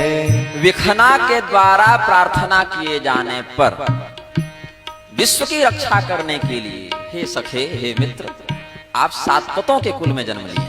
अब विघ्ना कौन है? अब कोई व्यक्ति अगर ऐसे पढ़ने 3 महीने के कोर्स वाले भागवती हों, एसी कमरे में संगीत युक्त सुविधा वाले, विष्णु नखर संभूतो ब्रह्मा वै विघ्ना मुनि, ये निग्रहागम का वचन है। और वैखानस सूत्रों में भी यह कहते हैं प्रकारांतर से, भगवान विष्णु के नाखून से, नख से एक अवतार हुआ है जो ब्रह्मा जी का अवतार है, उसको विघ्ना कहते हैं। ब्रह्मा जी के द्वारा प्रार्थना किए जाने पर संसार की रक्षा करने के लिए आप इस कुल में अवतरित हुए हैं। सात्वतां कुले, सज्जनों के कुल में आपका अवतार हुआ। ये कोई सामान्य स्त्री समझेगी कि ब्रह्मा जी कब गए थे प्रार्थना करने, और कौन किसकी प्रार्थना कर रहे थे, और कौन आए हैं यहाँ पर? तो गोपिका गीत कोई ऐसा नहीं कि कोई कामातुरा स्त्री अपने पति के लिए रो रही हो, ये पूरा ब्रह्म ज्ञान है, ये ब्रह्म विद्या है गोपिका गीत। तो इस प्रकार से फिर अलग अलग भाव है। अब केवल ये भाव बताऊंगा तो आगे पीछे चला जाऊंगा, मुझे बड़ा खेद है, मैं क्षमा चाहता हूं आपसे कि मैं इस आनंद को यहाँ रोकने के लिए विवश हूं। मुझे खुद में बुरा लग रहा है, मैं तो एक श्लोक पढ़ना चाहता था। भ्रमर गीत, गोपी गीत, वेणु गीत, ये सब तो ऐसा लगता है कि बस बोलता रहूं, सोचता रहूं। तो भगवान फिर प्रकट हुए हैं और तासा माविरभुच्छौरिस्मयमानम खामुजः पीतांबर धर सगवी साक्षान मनमथ मनमथ, इस शब्द पर गौर कीजिएगा। अर्थ क्या है? मनमथ मतलब जो हमारे मन को मथ डाले, हमारे चित्त को जो नियंत्रित करके वश में करके मथे, मतलब कामदेव को मनमथ कहते हैं। साहित्य पढ़े होंगे तो मनमथ शब्द मिले होंगे। अब मनमथ मनमथ, कामदेव पर जिनका नियंत्रण हो, कामदेव को जो मत सके वो भगवान का रूप है। यहाँ पर भगवान पर काम का नहीं, अब तो काम पर भगवान का नियंत्रण है। और यह कैसा स्वरूप है भगवान का? गोपियों में और भगवान में क्या संबंध है, ये कहते हैं सुखदेव जी महाराज जब रास का वर्णन करते हैं। और ये जो बात बता रहे हैं ना, कोई संसार में फंसे हमारे आपके जैसे कामातुर व्यक्ति नहीं बता रहे, ये परमहंस बता रहे हैं, ये उनकी वाणी है। ये कहते हैं एवं परिस्वंग कराभिमर्श स्निग्धे क्षणोदाम विलास हासै रे मे रमेशो व्रज सुंदरीभिर्यथार्भकः स्वप्रतिबिंब विभ्रमः। जैसे कोई बच्चा, उसके सामने 10-5 ऐनक लगे हों, दर्पण लगे हों, तो अपने दर्पण में जो प्रतिबिंब दिख रहा है उसके साथ खेलता है या बोलता है या हंसता है, वैसे भगवान है और गोपियां हैं। ये है, वो अलग नहीं है। तो ये प्रश्न किया है, या अवरुद्ध सौव्रतः, ये सब जो शब्द आया, उन्होंने काम को नियंत्रित किया है। इसीलिए यहां पर राजा परीक्षित ने जब पूछा कि संस्थापनाय धर्मस्य प्रसमाय तरस्य च अवतीर्णो हि भगवान अंशेन जगदीश्वरः स कथम धर्म सेतूनां वक्ता कर्ताभिरक्षिता प्रतीपमाचरत ब्रह्मन् परदाराभिमर्शन। हे सुखदेव जी, हे गुरुदेव जी, भगवान को क्या आवश्यकता थी ये सब करने की? इसके किए बिना कौन सा काम पीछे जा रहा था उनका? और धर्म की रक्षा करने के लिए वो अवतरित हुए हैं। तो धर्म की रक्षा में ऐसे प्रसंग का क्या योगदान कि दूसरे की पत्नी के साथ आप इस प्रकार से व्यवहार कर रहे हैं? जो स्वयं धर्म का उपदेश करें, धर्म की रक्षा करें, वो ऐसा कैसे कर सकते हैं? ये प्रक्षिप्त तो नहीं नहीं, ऐसा नहीं है। सुखदेव जी कहे, देखो परीक्षित, पूरे रास प्रकरण में 5 अध्याय हैं, जिसको रास पंचाध्यायी कहते हैं। जो आत्मदेव पाठ किए हैं, दशम स्कंद का केवल किए हैं। श्री कृष्ण मापनीयतम दशम से पाठ, गोकर्ण के पिताजी। तो श्रीमद् भागवत का सार है दशम स्कंद, और दशम स्कंद का हृदय है ये रास पंचाध्याय। ये भागवत का हृदय, भाव विभोर करता है व्यक्ति को। और इसका फल क्या है? जो व्यक्ति बहुत ज्यादा काम वेग से युक्त हो या हृदय रोग से युक्त हो, उसको ये पढ़ना चाहिए। हृदरोगाश्वपहिनोत्य चिरेण धीरः। रास प्रकरण का पाठ करना, सुनना व्यक्ति को काम विजयी भी बनाता है, और हृदय आदि रोग जो हृदय है ना, तो हृदय रोग इत्यादि में भी अगर लौकिक दृष्टि से देखें तो हार्ट पेशेंट को भी बड़ा काम आता है। तो ये सुखदेव जी कह रहे हैं कि देखो, हमने सबसे पहले कह दिया था, ये सारी जो गोपियां हैं, अलग अलग ग्रंथों में भी है कि एताश्च श्रुतयः सर्वा व्रजे गोप कुमारिका। ये कोई स्त्री नहीं है सामान्य, अपितु वेद के मंत्र ही, वेद की श्रुतियां ही गोपियों के रूप में आई। ये श्लोक भागवत में नहीं, ये तो निग्रहागमों का है। एताश्च श्रुतयः सर्वा व्रजे गोप कुमारिका, या यही रहस्य आपको मिलेगा पांचरात्रों के माहेश्वर तंत्र में। ये रहस्य वहां मिलेगा। वहां बहुत अच्छे से इस पूरे प्रकरण पर महादेव जी ने देवी जी को समझाया है। क्यों? क्योंकि महादेव जी भी गोपेश्वर महादेव बनकर, गोपी बनकर वहां पर सब लीला देख रहे हैं ना, तो उनको पता है ना रहस्य क्या है। सो कामदेव को भस्म करने वाले शिव जी कर क्या रहे थे अगर ये काम क्रीड़ा होती तो यहाँ पर सुखदेव जी कहते हैं कि हमने अवरुद्ध सौरतः स्वप्रतिबिंब विभ्रमः साक्षात मनमथ मनमथ, ये सब जो विशेषण बताए, उसी से तुम्हारा समाधान हो जाना चाहिए कि गोपियां भगवान की परछाई है, प्रतिबिंब है। जैसे चंद्रमा से उसकी चांदनी निकलती है, तो चांदनी अलग नहीं है, वैसे भगवान की और गोपियों की मध्य की ये वृत्ति है। फिर सुनो, दूसरा कारण यह है कि भगवान से अतिरिक्त कुछ नहीं है। जो प्रश्न उठाना कि पुत्र भी हैं उनके और पति भी हैं उनके, विवाहिता हैं वो, तो ऐसा क्यों वो स्त्रियां कर रही हैं? तो कारण इसका यह है कि वो स्त्रियां वही हैं जो पहले व्रत करके भगवान को पति रूप में प्राप्त करने के लिए कात्यायनी देवी की साधना कर चुकी हैं। फिर प्रश्न हुआ कि कात्यायनी देवी की साधना अगर भगवान को पति रूप में प्राप्त करने के लिए किए हैं, तो भगवान के अलावा किसी और से विवाह कैसे हो गया? कदम कदम पर संदेह होगा अगर अपने पन्ना पलटने बैठेंगे तो। लोग क्या करते हैं जीवन में, खूब अच्छे से अंग्रेजी माध्यम में पढ़ेंगे, अपने इच्छा अनुसार कोई डॉक्टर बने, कोई इंजीनियर बने, कोई अधिवक्ता बने, कोई अलग अलग विभाग में जावे, और अचानक से उनके मन में करे हम तो हिंदू हैं, थोड़ा भागवत ही पलट लेते हैं। अचानक से पलटने बैठे और ऐसा प्रसंग मिला कि पन्ना बंद कर दिए और हो गए कम्युनिस्ट। तो ऐसा विधान नहीं है। अगर आप शास्त्र को समझना चाहते हैं तो संस्कार से युक्त होकर उस पद्धति से शास्त्रज्ञों के साथ 8 साल 10 साल 20 साल रखकर तब कुछ समझ में आएगा। वो भी नहीं कर सकते कि संपूर्णता से जान गए, लेकिन फिर भी विषय समझ में आने लगेगा। अब आप पढ़ाई जीवन में नहीं किए पद्धति से शास्त्र की और सीधे सारा रहस्य खोपड़ी में बैठा लेना है तो संभव नहीं है, इसका विस्फोट होगा। तो अगर उन गोपियों ने भगवती की आराधना की और सफल भी हुई उनकी आराधना, तो भगवान को ही पति रूप में प्राप्त करना था केवल।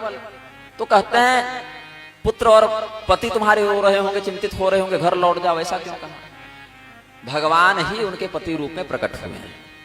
गोपांश से ब्रह्म वैवर्त पुराण इत्यादि में भी आप देखेंगे तो ये सब प्रकरण मिलेगा, क्योंकि भगवान को सदैव यहाँ रहना नहीं है अभी प्रकट प्रत्यक्ष रूप से। ऐसे तो वृंदावनम परित्यज्य पदम एकम न गच्छति, भगवान वृंदावन छोड़कर एक कदम भी बाहर नहीं जाता, लेकिन लोक लीला के नाते से वह जो है मथुरा भी जाएंगे, द्वारका भी जाएंगे, ये सब भी, और सुधाम भी जाएंगे, गोलोक भी जाएंगे। तो इन गोपियों का जो व्रत है कि हम भगवान को पति रूप में प्राप्त करें, ये व्रत अधूरा रह जाएगा अगर हम बाहर चले गए। इनको लेकर जा नहीं सकते, यहां रह नहीं सकते। तो इसीलिए भगवान अंश रूप से उनके पति के रूप में भी प्रकट हैं। ताकि उनका गृहस्थ धर्म नारी धर्म चलता रहे। क्योंकि अगर भगवान उनको लेकर नहीं गए और विवाह नहीं हुआ तो ये व्रत खंडित हो गया उनका ना। अब बोले कि ऐसा कैसे हो सकता है कि भगवान यहाँ कृष्ण रूप में अलग हैं और उनके पति रूप में घर में अलग हैं। बोले ये तो और मूर्खतापूर्ण प्रश्न है। अरे भाई, जब ब्रह्मदेव सारे ग्वाल बालों को लेकर चले गए तो एक साथ तक सबके बच्चे बनकर और बछड़े बनकर और लाठी डंडा बनकर कौन थे? तो वहां क्यों प्रश्न नहीं उठा तुम्हारे मन में? वैसे ही भगवान यहां भी है। हाँ, तो यहां पर और अगर फिर भी तुम अगर इतने ही बड़े मूर्ख हो कि कुछ मानने के लिए तैयार ही नहीं हो तो सुनो, भगवान कर सकते हैं इसलिए किया। तुम नहीं भगवान हो, तुम नहीं कर सकते। अल्प शक्ति नरो यस्मान न देव चरितम चरित। मनुष्य की शक्ति सीमित है, इसलिए मनुष्य देवताओं के चरित्र की नकल नहीं कर सकता है कि भगवान रास रचाए तो हमू रचावे। भगवान रास रचाने से पहले जो जो किए, पूतना मारे। आप क्या कर रहे थे 6 दिन की उम्र में रोने के अलावा?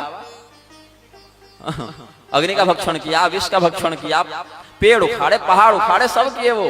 आप गोवर्धन छोड़िए ना, 1-8 क्विंटल का ही पहाड़ उठाइए कम से कम एक हाथ से 1-8 घंटा तक, वो हो नहीं पाएगा। और इधर अपनी वासना को धर्म का रूप देकर रास का अपमान करते हो। काली नाग का निग्रह किया भगवान ने तो केवल वहीं पर मन गया तुम्हारा। और वही भगवान ने 8 साल की उम्र में किया था। आप 8 साल के हैं, ये किस उम्र में लोग पीछे चल रहे हैं ये सब नकलबाजी में? तो नकल करो तो ठीक से करो, फिर पूतना से शुरू करो, फिर 8 साल की उम्र तक आने पर फिर कुछ वैसा प्रबंध हो।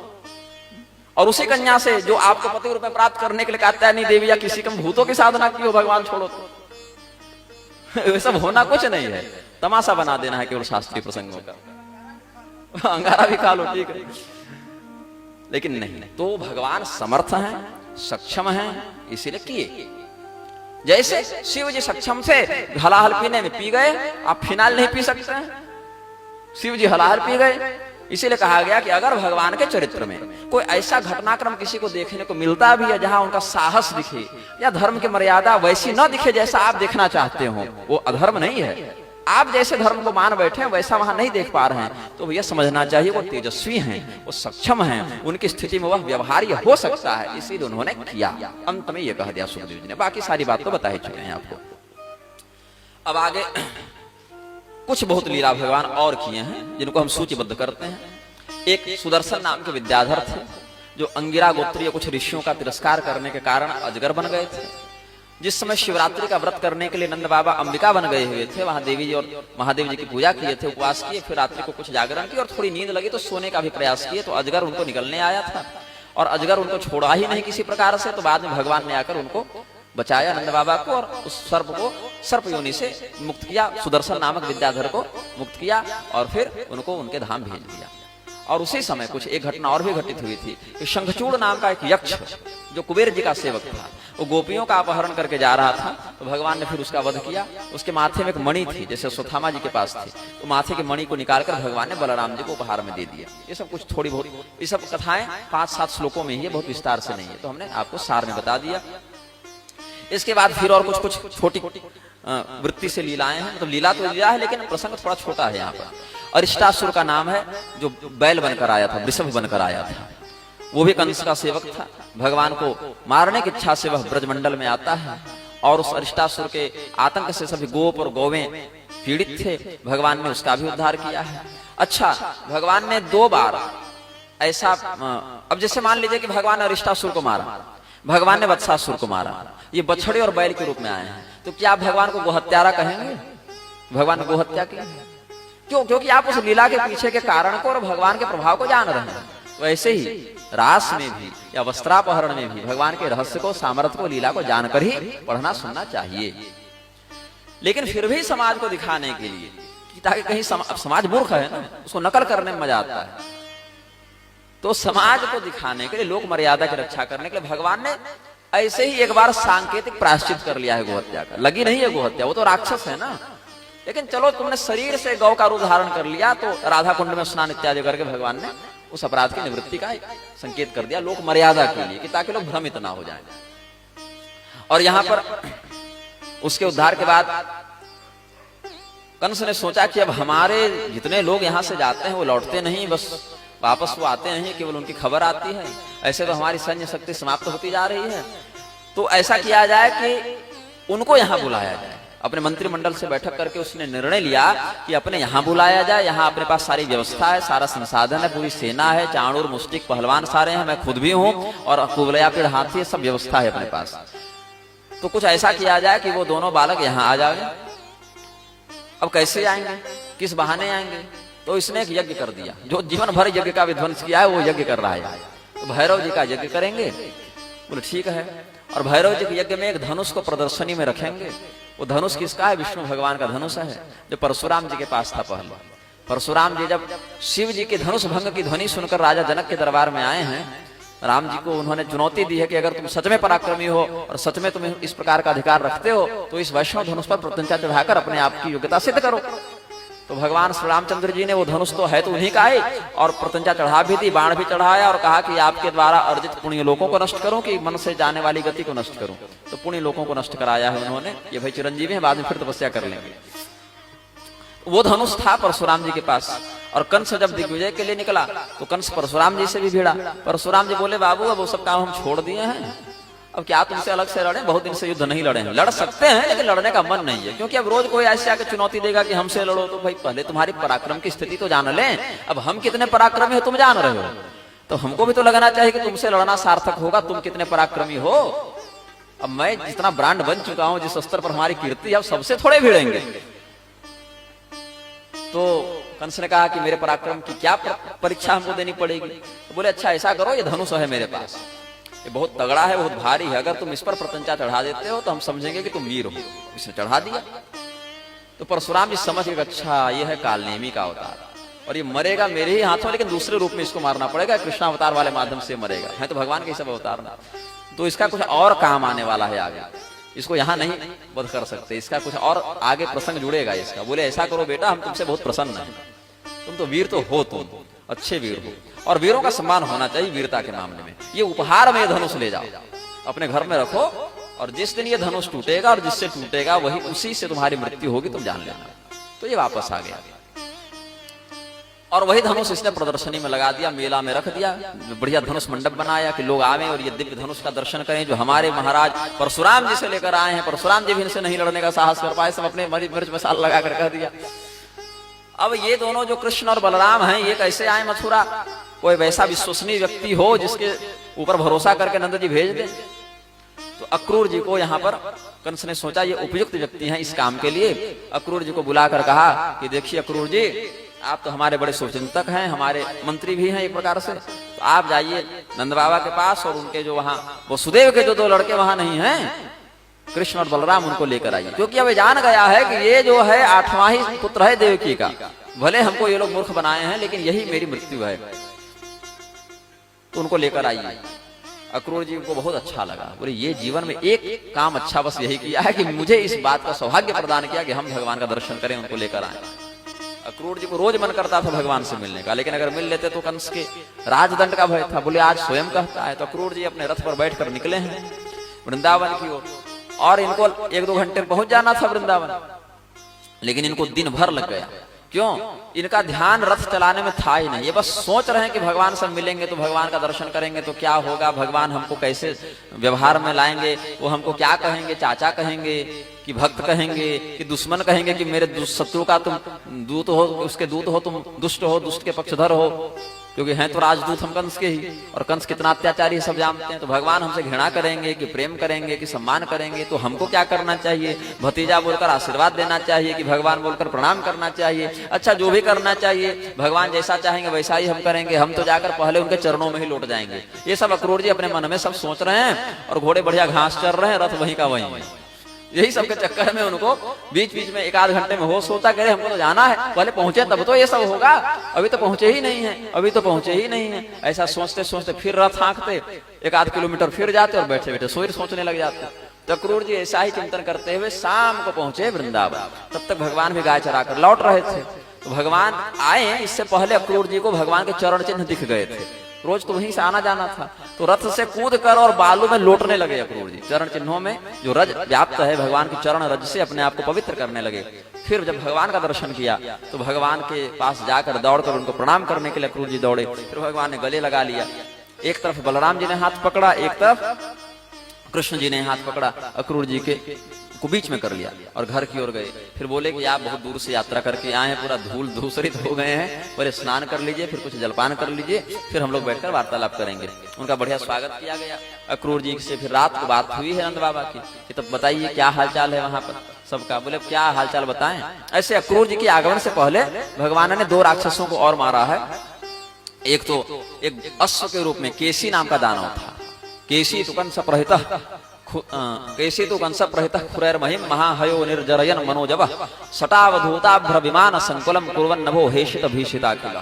अक्रूर जी के आगमन से पहले एक घोड़ा के रूप में राक्षस आया है, कंस का सेवक केसी, उसको भी भगवान ने मारा है।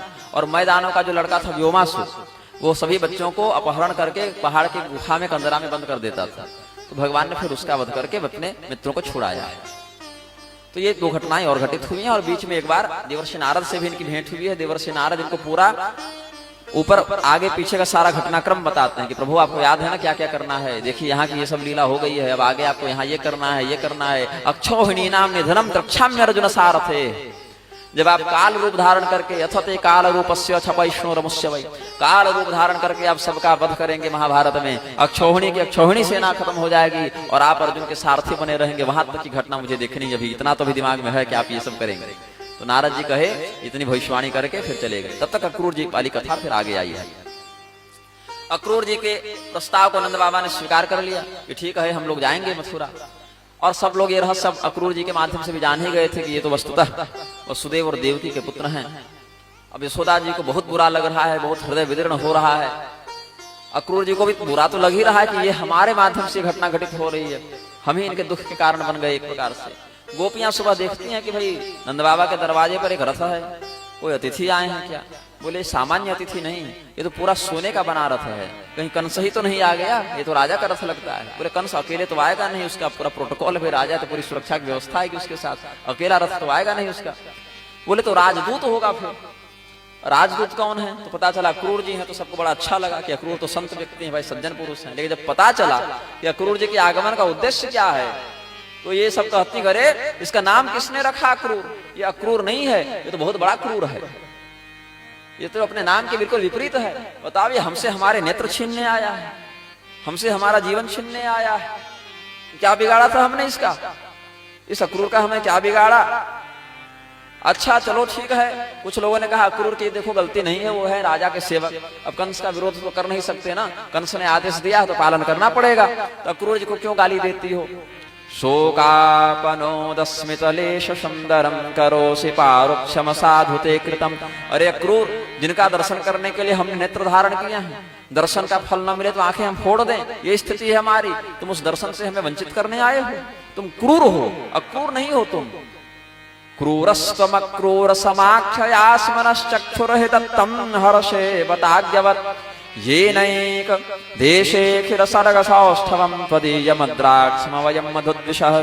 फिर कुछ लोगों ने कहा कि अक्रूर जी की क्या गलती है भाई, वो तो राजा की आज्ञा के वशीभूत हैं, कंस को थोड़े मना कर सकते हैं।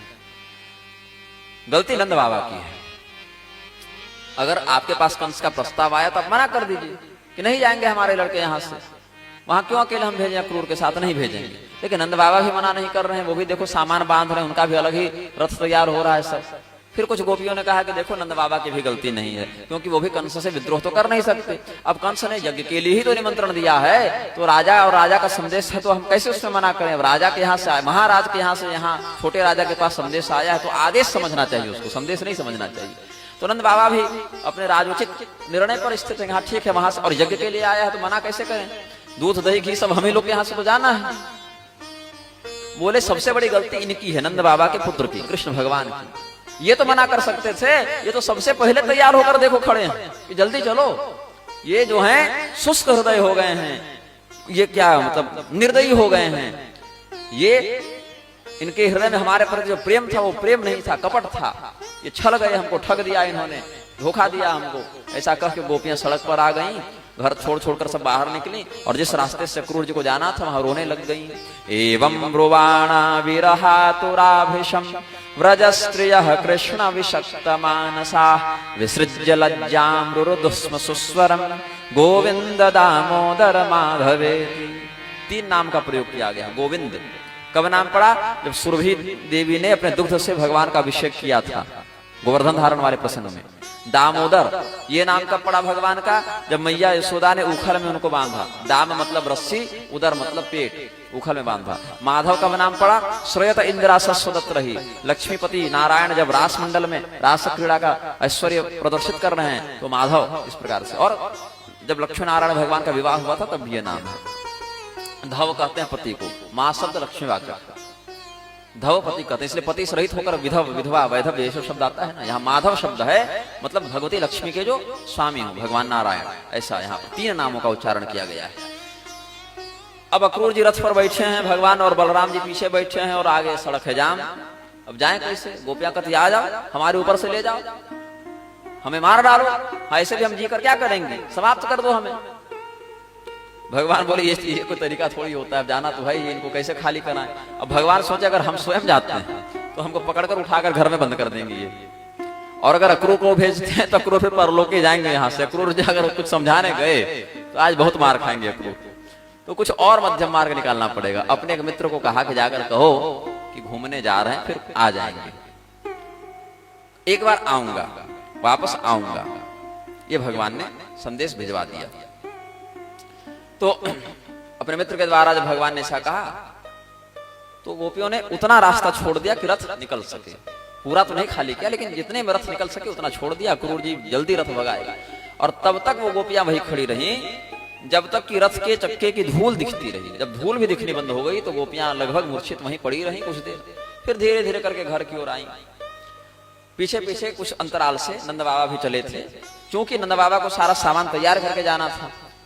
दूध दही घी सब यज्ञ के लिए ले जाएंगे तो उनको गाड़ी तैयार करने में समय लगता है, तो पीछे पीछे 2 घंटे 3 घंटे के अंतराल से वो आ रहे थे। फिर बीच में मध्याह्न काल का समय हुआ तो अक्रूर जी बोले अब मध्याह्न स्नान संध्या इत्यादि करेंगे।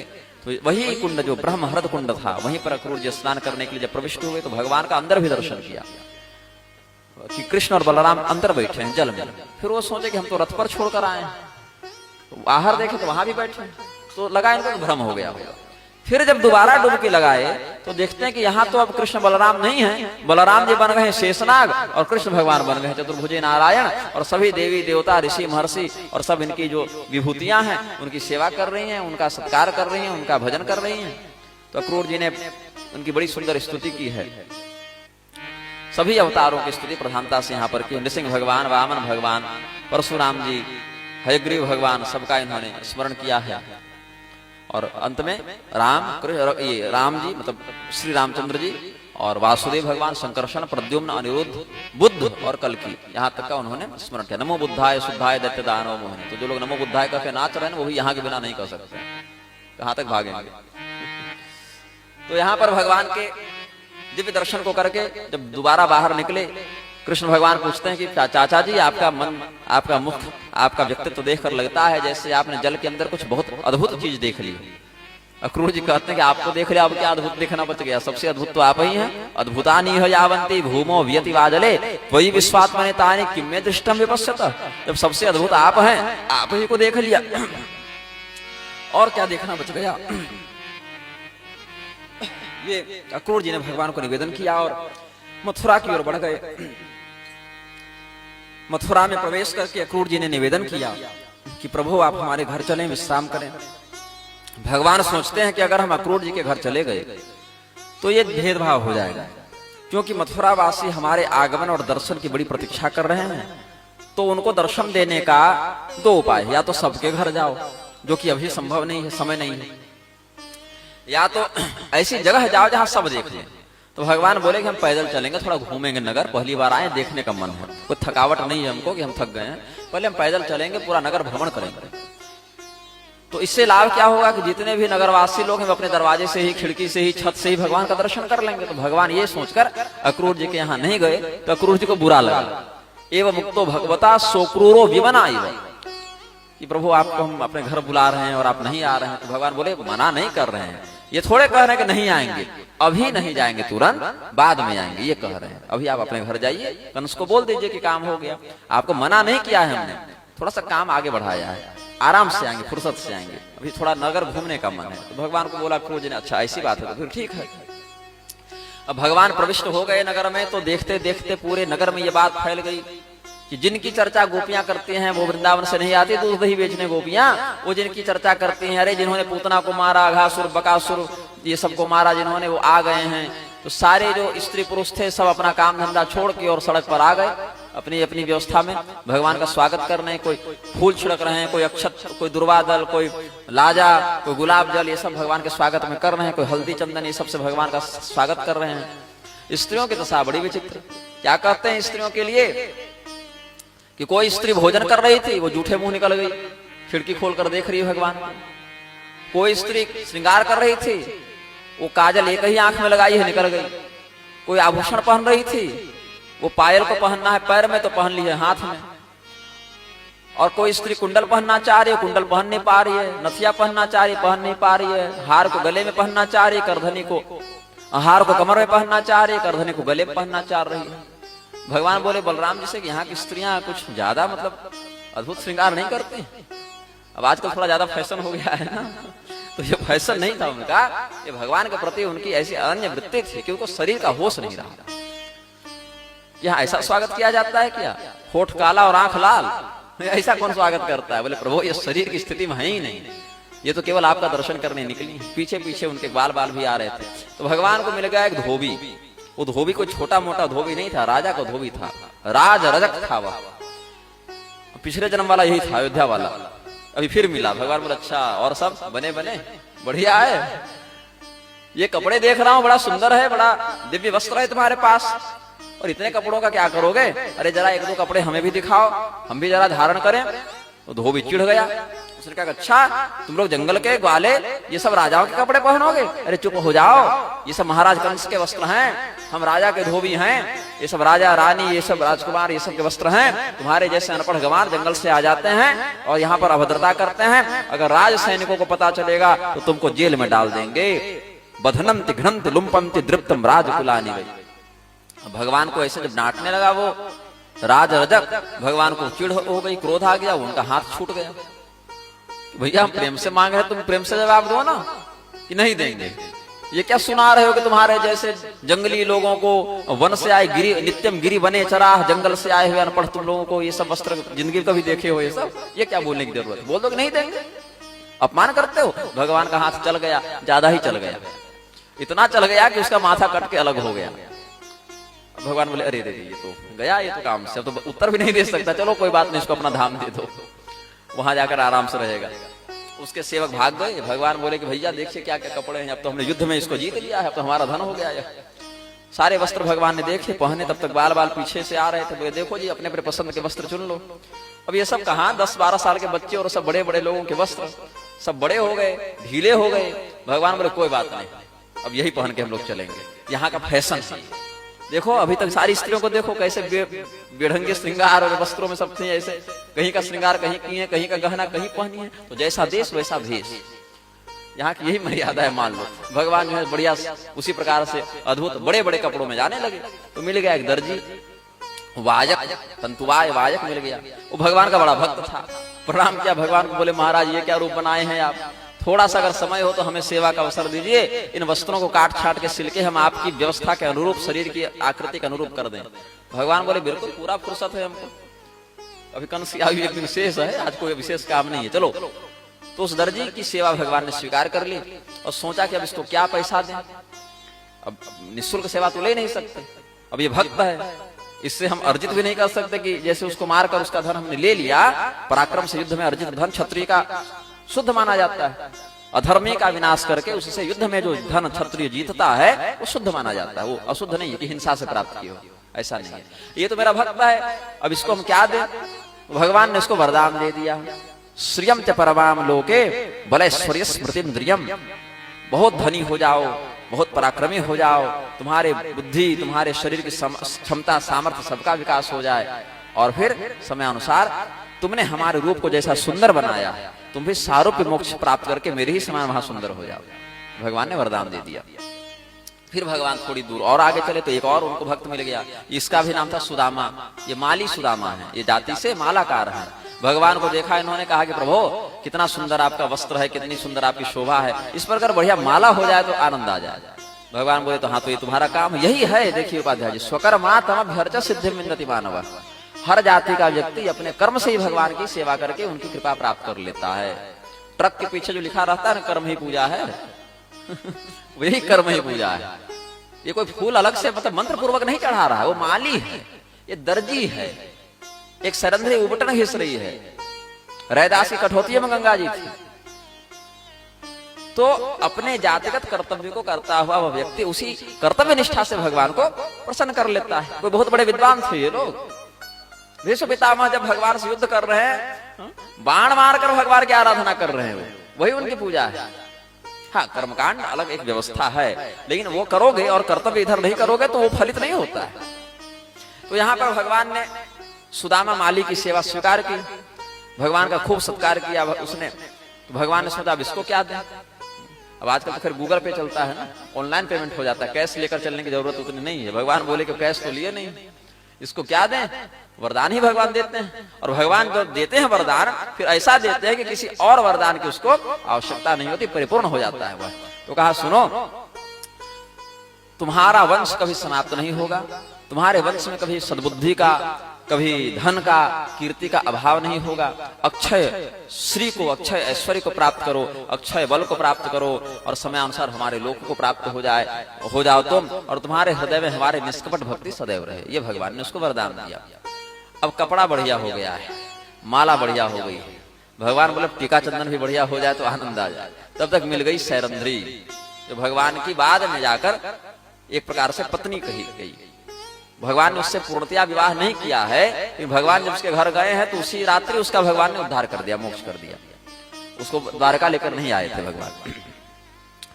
वो पूर्व जन्म की शूर्पणखा थी, और उसको एक बार भगवान से प्रेम की इच्छा थी, बस उतनी ही उसकी इच्छा थी, और उसी इच्छा के अनुरूप भगवान ने उसको फल प्रदान किया। भगवान अपने ओर से आसक्ति पूर्वक कुछ नहीं देते, भक्त की भावना इच्छा जितनी हो जैसी हो उतना दिए और पर्याप्त है। अथ व्रजन राजपथे न माधव स्त्रिजं गृहीतांग विलेप भाजनां विलोक्य कुब्जां युवतीं वराननां पप्रच्छयान्तिं प्रहसन रसप्रदः। कुब्जा को, उस कुबड़ी को आता हुआ देखकर भगवान मुस्कुराए। भगवान तो उसको पहचान गए, ये तो पिछले जन्म से पीछे लगी हुई है। तो भगवान जानबूझकर उसके पास जाकर पूछते हैं कि सुंदरी तुम कौन हो। कुबड़ी है वह, लेकिन अंगने कहते हैं उसको। हे अंगने, हे सुंदरी, ये इतना सुंदर तुम्हारे हाथ में पात्र है, इसमें क्या है।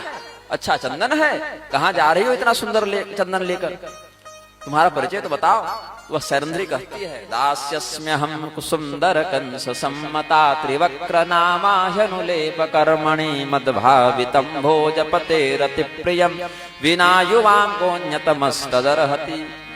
हे सुंदर, भगवान को भी वैसा ही उसी भाव में उत्तर दिया। हे सुंदर, मेरा नाम है त्रिवक्रा, और हम कंस की सेविका हैं, और हमारा क्या काम है कंस की सेवा में, तो बढ़िया बढ़िया उबटन बनाना, चंदन बनाना, यही हमारा काम है। जाति का भी काम है और वही मेरा गुण भी है। लेकिन मुझे लगता है ऐसा कि इतना सुंदर चंदन है हमारे हाथ में, और कंस जैसा व्यक्ति इसको लगाता है तो वो अधिकारी नहीं है। आप जैसा कोई सत्पुरुष, कोई महापुरुष इस चंदन का सेवन करे, ये इस चंदन में सार्थकता है। भगवान बोले ठीक है, फिर लगा दो चंदन। वे देखे किस किस रंग का चंदन है, किस किस प्रकार की सुगंध है उसमें, बोले हम लगा देते हैं। तो भगवान कृष्ण है श्याम वर्ण के, उनके शरीर में पीले रंग का चंदन ज्यादा हाईलाइट होगा, दिखेगा, निखरेगा। तो भगवान के शरीर में पीले रंग का चंदन लगा दिया और चित्रांकन कर दिया। जैसे मेहंदी इत्यादि लगाते हैं, चित्रांकन कहते हैं उसको। थोड़ा उपटन को बढ़िया से चित्रावली बना दी भगवान के शरीर में। और बलराम जी है गौर वर्ण के, भगवान बलराम जी के शरीर के अनुरूप लाल रंग का चंदन ज्यादा खिलेगा, वो लगा दिया दोनों का। तो भगवान कृष्ण और बलराम जब इस प्रकार से सुशोभित हुए, कृष्ण भगवान ने सोचा अब इसको क्या दें पैसा, इसके सेवा का क्या प्रत्युपकार करें। बोले देखो तुमने हमारी सुंदरता बढ़ा दी, तो हम भी तुम्हारी सुंदरता बढ़ाते हैं। बोले कैसे। बोले हमारे पास एक विद्या है, तुम्हारी जो बीमारी है उसका हम समाधान कर दें, ये जो तुम कुबड़ी हो हम तुमको ठीक कर दें। बोले कैसे ठीक करेंगे। बोले सुनो ऐसा करो, थोड़े निकट आओ।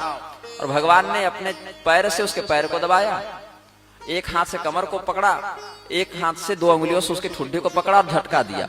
वो 3 जगह से टेढ़ी थी और सीधी हो गई। अब भगवान ने जब उसका स्पर्श किया तो अचानक से शक्तिपात के समान उसको जाति स्मृति प्राप्त हो गया, उसको पिछले जन्म की याद आ गई। अरे ये तो वो है। और वहीं भगवान का वो उन्होंने वस्त्र पकड़ लिया कि हमारे घर चलिए। भगवान बोले ये सड़क है भाई, और बड़े भैया साथ में हैं, और पीछे मित्र सब है, और पिताजी भी पीछे आ रहे हैं। ये जगह भी सही नहीं, समय भी सही नहीं, और परिस्थिति भी सही नहीं। हम तुम्हारे घर आएंगे लेकिन अनुकूल स्थिति, परिस्थिति और व्यवस्था से, अभी तुम जाओ। अरे अब इस प्रदेश में तुम्हारा ही तो आश्रय है, भगवान कितनी सुंदर बात कहे यहाँ पर, उसको भी बुरा ना लगे कि मुझे ठुकरा रहे हैं, हम तुम्हारे नगर में आ गए तो तुम्हारे ही जैसे लोगों के ऊपर तो हमारा आश्रय है। साधितार्थो गृहाणाम न पांथानाम तम परायणम, बोलने में कोई टक्कर नहीं दे सकता भगवान को। इतनी सुंदर प्रशंसा भी करते हैं, इतना सुंदर व्यंग भी करते हैं, इतना सुंदर उपदेश भी देते हैं। तो फिर भगवान आगे बढ़े तो मिला धनुष मंडप, जहां वह शोभा मंडप रखा हुआ था, धनुष के लिए बना हुआ था। भगवान अंदर घुसे तो धनुष रक्षकों से पूछा भगवान ने, यही है विष्णु भगवान का धनुष जो तुम्हारे महाराज लाए हैं परशुराम जी से? बोले हाँ हाँ यही है, दूर से देखो, छूना मत। बोले हमको तो नहीं लग रहा है, ठग दिए तुमको, नकली लग रहा है, असली नहीं लग रहा है। बोले अरे तुम लोग क्या जानोगे, जंगल के लोग धनुष बाण कभी देखे हो? अरे बहुत दिव्य है, इसको कोई नहीं उठा पाता हमारे महाराज के अलावा। बोले हाँ पुराना तो दिख रहा है, इतना पुराना धनुष कोई नहीं उठा, हम ही उठा देंगे इसको, इसके लिए बहुत बड़े पराक्रमी की क्या आवश्यकता है, इसको तो हम ही उठा देंगे। भगवान उठा दिया, उठा के तोड़ दिया, एक टुकड़ा बलराम जी को दिया, एक अपने पकड़े। अब नगर रक्षकों में, धनुष रक्षकों में हाहाकार मच गया, करे महाराज का धनुष तोड़ दिया, अब तो इसको गिरफ्तार करो, इसको तो मार डालो, इसको तो दंड दो। तब तक भगवान उसी धनुष के टुकड़े से सबको ऐसा पीटे कि सब मर गए, राक्षसी सेना का संहार हो गया। अगले दिन भगवान स्नान ध्यान करके सोचे अब मामा जी से मिलते हैं। तो रंग मंडप में जहां सारे पहलवान सब अखाड़ा कुश्ती का अभ्यास कर रहे थे, मल्लाभ्यास कर रहे थे, वहां पर जो दरवाजा था वहीं पर कुवलया पीड़ हाथी को खड़ा रखा था कंस ने, और बढ़िया मदिरा इत्यादि पिला के उसको मतवारा कर दिया था। तो भगवान जब जा रहे थे अंदर तो हाथी ने रास्ता रोका, तो भगवान ने धमकाया महावत को, अरे क्या तुम कर रहे हो, ये दरवाजे पर हाथी खड़ा रखते हैं, हाथी किनारे करो, और अगर नहीं करोगे तो हाथी को भी मारूंगा, तुमको भी मारूंगा। नोचेत सकुंजरम ताद्य नयामी यमसादनम, अगर तुम रास्ता खाली नहीं करते हो तो हाथी समेत तुमको परलोक पहुंचा दूंगा, नयामी यमसादनम, यमराज के घर पहुंचा दूंगा, दोनों को। तो ये तो राजा की आज्ञा के वशीभूत था, इसको तो जानबूझ के वहां रास्ता रोकना था ना, ताकि कुछ विवाद हो, कुछ झगड़ा हो, और इसमें इस बहाने हम इनको मार डालें। तो इसी बहाने उसने हाथी को उकसाया और हाथी ने आक्रमण किया भगवान पर, और भगवान ने फिर उसका उद्धार कर दिया। दोनों दांत उखाड़ लिए कुवलया पीड़ के, एक दांत बलराम जी को दे दिया, एक दांत अपने रख लिया कि राजा के पास खाली हाथ नहीं जाना चाहिए, कुछ रत्न उपहार लेकर जाना चाहिए। कुछ था नहीं तो हाथी दांत सही। तो जो हाथी का दांत उखाड़ा भगवान ने, तो हाथी के दांत के विदीर्ण होने से उसके खून की बूंदें भगवान के ऊपर गिरी, और हाथी के दांत की जो जड़ होती है वहां एक जो मद ग्रंथि होती है वो फट गई, तो पीला पीला मद भगवान के ऊपर आया। हाथी मारे हैं तो भगवान पसीने पसीने भी हैं, श्वेत कण भी हैं भगवान के शरीर में, और स्वयं काले हैं। तो शुक्लो रक्त तथा पीत इदारिम कृष्णतांगतः, भगवान जो गोरा लाल पीला और काला ये चार रंग से अवतार लिए थे, गर्ग मुनि जब नामकरण कर रहे हैं तो चारों रूप एक जगह देखे, श्वेत रंग के श्वेत बिंदु पसीना, लाल रक्त कृष्ण तो अपने हैं, और पीत मद, चारों मिल गया। भगवान घुसे रंग मंडप की ओर। अब भगवान को देखकर सभी लोगों का वही हाल था, जाकी रही भावना जैसी वाला। दुष्टों को भगवान मृत्यु के समान लग रहे हैं, संतों को भगवान ईश्वर के समान लग रहे हैं, माताओं को बेटा के समान लग रहे हैं, और कामिनी स्त्रियों को भगवान कामदेव के समान लग रहे हैं, और पहलवानों को पराक्रमी के समान लग रहे हैं। तो जिस प्रकार का भाव था दर्शक में, वैसा ही भगवान का रूप उसने देखा। फिर चाणूर और मुष्टिक इत्यादि ने कहा कि अरे तुम लोग बड़े पहलवान हो, लगता है कुवलया पीड़ के ही दांत हैं ये। बोले हाँ हाँ महाराज कंस को निवेदित करने आए हैं। तो ऐसा करो, अगर महाराज कंस को निवेदित करके प्रसन्न करना चाहते हो तो महाराज की प्रसन्नता का एक और उपाय है, उनको पहलवानी बड़ी पसंद है, तो तुम लोग तो पराक्रमी हो, चलो महाराज की प्रसन्नता के लिए हम युद्ध करते हैं। करवाम प्रियम नित्यम तन्नः परम अनुग्रह, हम लोग तो महाराज कंस को रोज प्रसन्न करते हैं, यहाँ आज तुम भी प्रसन्न कर लो। तो बोले ठीक है, हमारे मित्रों को आने दो, तुम अपने जोड़ीदारों से लड़ो, हम अपने जोड़ीदार से लड़ेंगे। तो चाणूर कहता है करे नहीं नहीं नहीं, ये बात नहीं, तुम कोई बच्चे नहीं हो, तुम कोई किशोर नहीं हो, यहाँ उम्र देखकर पहलवानी नहीं होती, पराक्रम देखकर पहलवानी होती है। लील ये वो हतो ये न सहस्र द्वीप सत्वभृत, अभी भी खेल खेल में तुमने 1000 हाथियों के पराक्रम से युक्त कुवलया पीड़ को मार दिया। एक हाथी 1000 के बराबर था, वो राक्षस था जो हाथी के रूप में रहता था। जैसे अघासुर अजगर नहीं था, वो राक्षस था, बकासुर बगुला नहीं था, वो राक्षस था, केसी और अरिष्टासुर हाथी घोड़े नहीं थे, बैल और घोड़े नहीं थे, वो राक्षस थे। वैसे कुवलया पीड़ हाथी नहीं था, वो राक्षस था। उसकी विशेष कथा गर्ग संहिता इत्यादि में आपको मिलेगी, ब्रह्म वैवर्त इत्यादि में भी कुछ संकेत मिल जाएगा। तो इतने बड़े राक्षस, मतलब राक्षसी पराक्रम वाले 1000 हाथियों के बराबर जो कुवलया पीड़ है उसको तुमने मारा, तो तुम बच्चे तो हो नहीं, तुम हो पराक्रमी, और पराक्रमी का यहाँ पर स्थान है, हमसे लड़ो। तो चाणूर से लड़े भगवान कृष्ण और मुष्टिक से लड़े बलराम जी, दोनों को पराजित किया। फिर आगे पीछे और जो कुछ पहलवान थे उनको भी बलराम जी ने पराजित किया। कंस भगवान चढ़े सीधे, ये क्षमा करें, कृष्ण भगवान चढ़े सीधे कंस के ऊपर, उसके मंच पर, और उसको मारने का जब प्रयास किया तो वो डर गया, भाग गया आकाश में। माया भी था, माया युद्ध जानता था।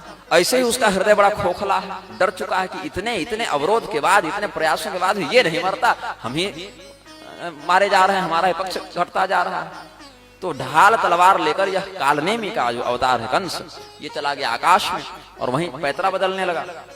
भगवान उसको पकड़ लिए, जैसे गरुड़ सर्प को पकड़ लें वैसे भगवान ने उसको पकड़ लिया। तम खड़ग पाणिम विचरम तमाशु शेनम यथा दक्षिण सव्यमंबरे समग्रही दुर्विषहोग्र तेजा यथोरगम ताक्षसुतः प्रसह्य प्रगृह्य केशे सुचलत् किरीटम निपात्य रंगोपरि तुंगमंचात् तस्योपरिष्टात् स्वयमब्जनाभः पपात विश्वाश्रय आत्मतंत्र। हाथ में खड्ग धारण किए उस कंस को भगवान ने वैसे ही पकड़ा जैसे सर्प को गरुड़ पकड़ लेते हैं, और नीचे पटक दिया और कंस का उद्धार हो गया। प्रेम से बोलिए कंस निहंता भगवान की जय हो।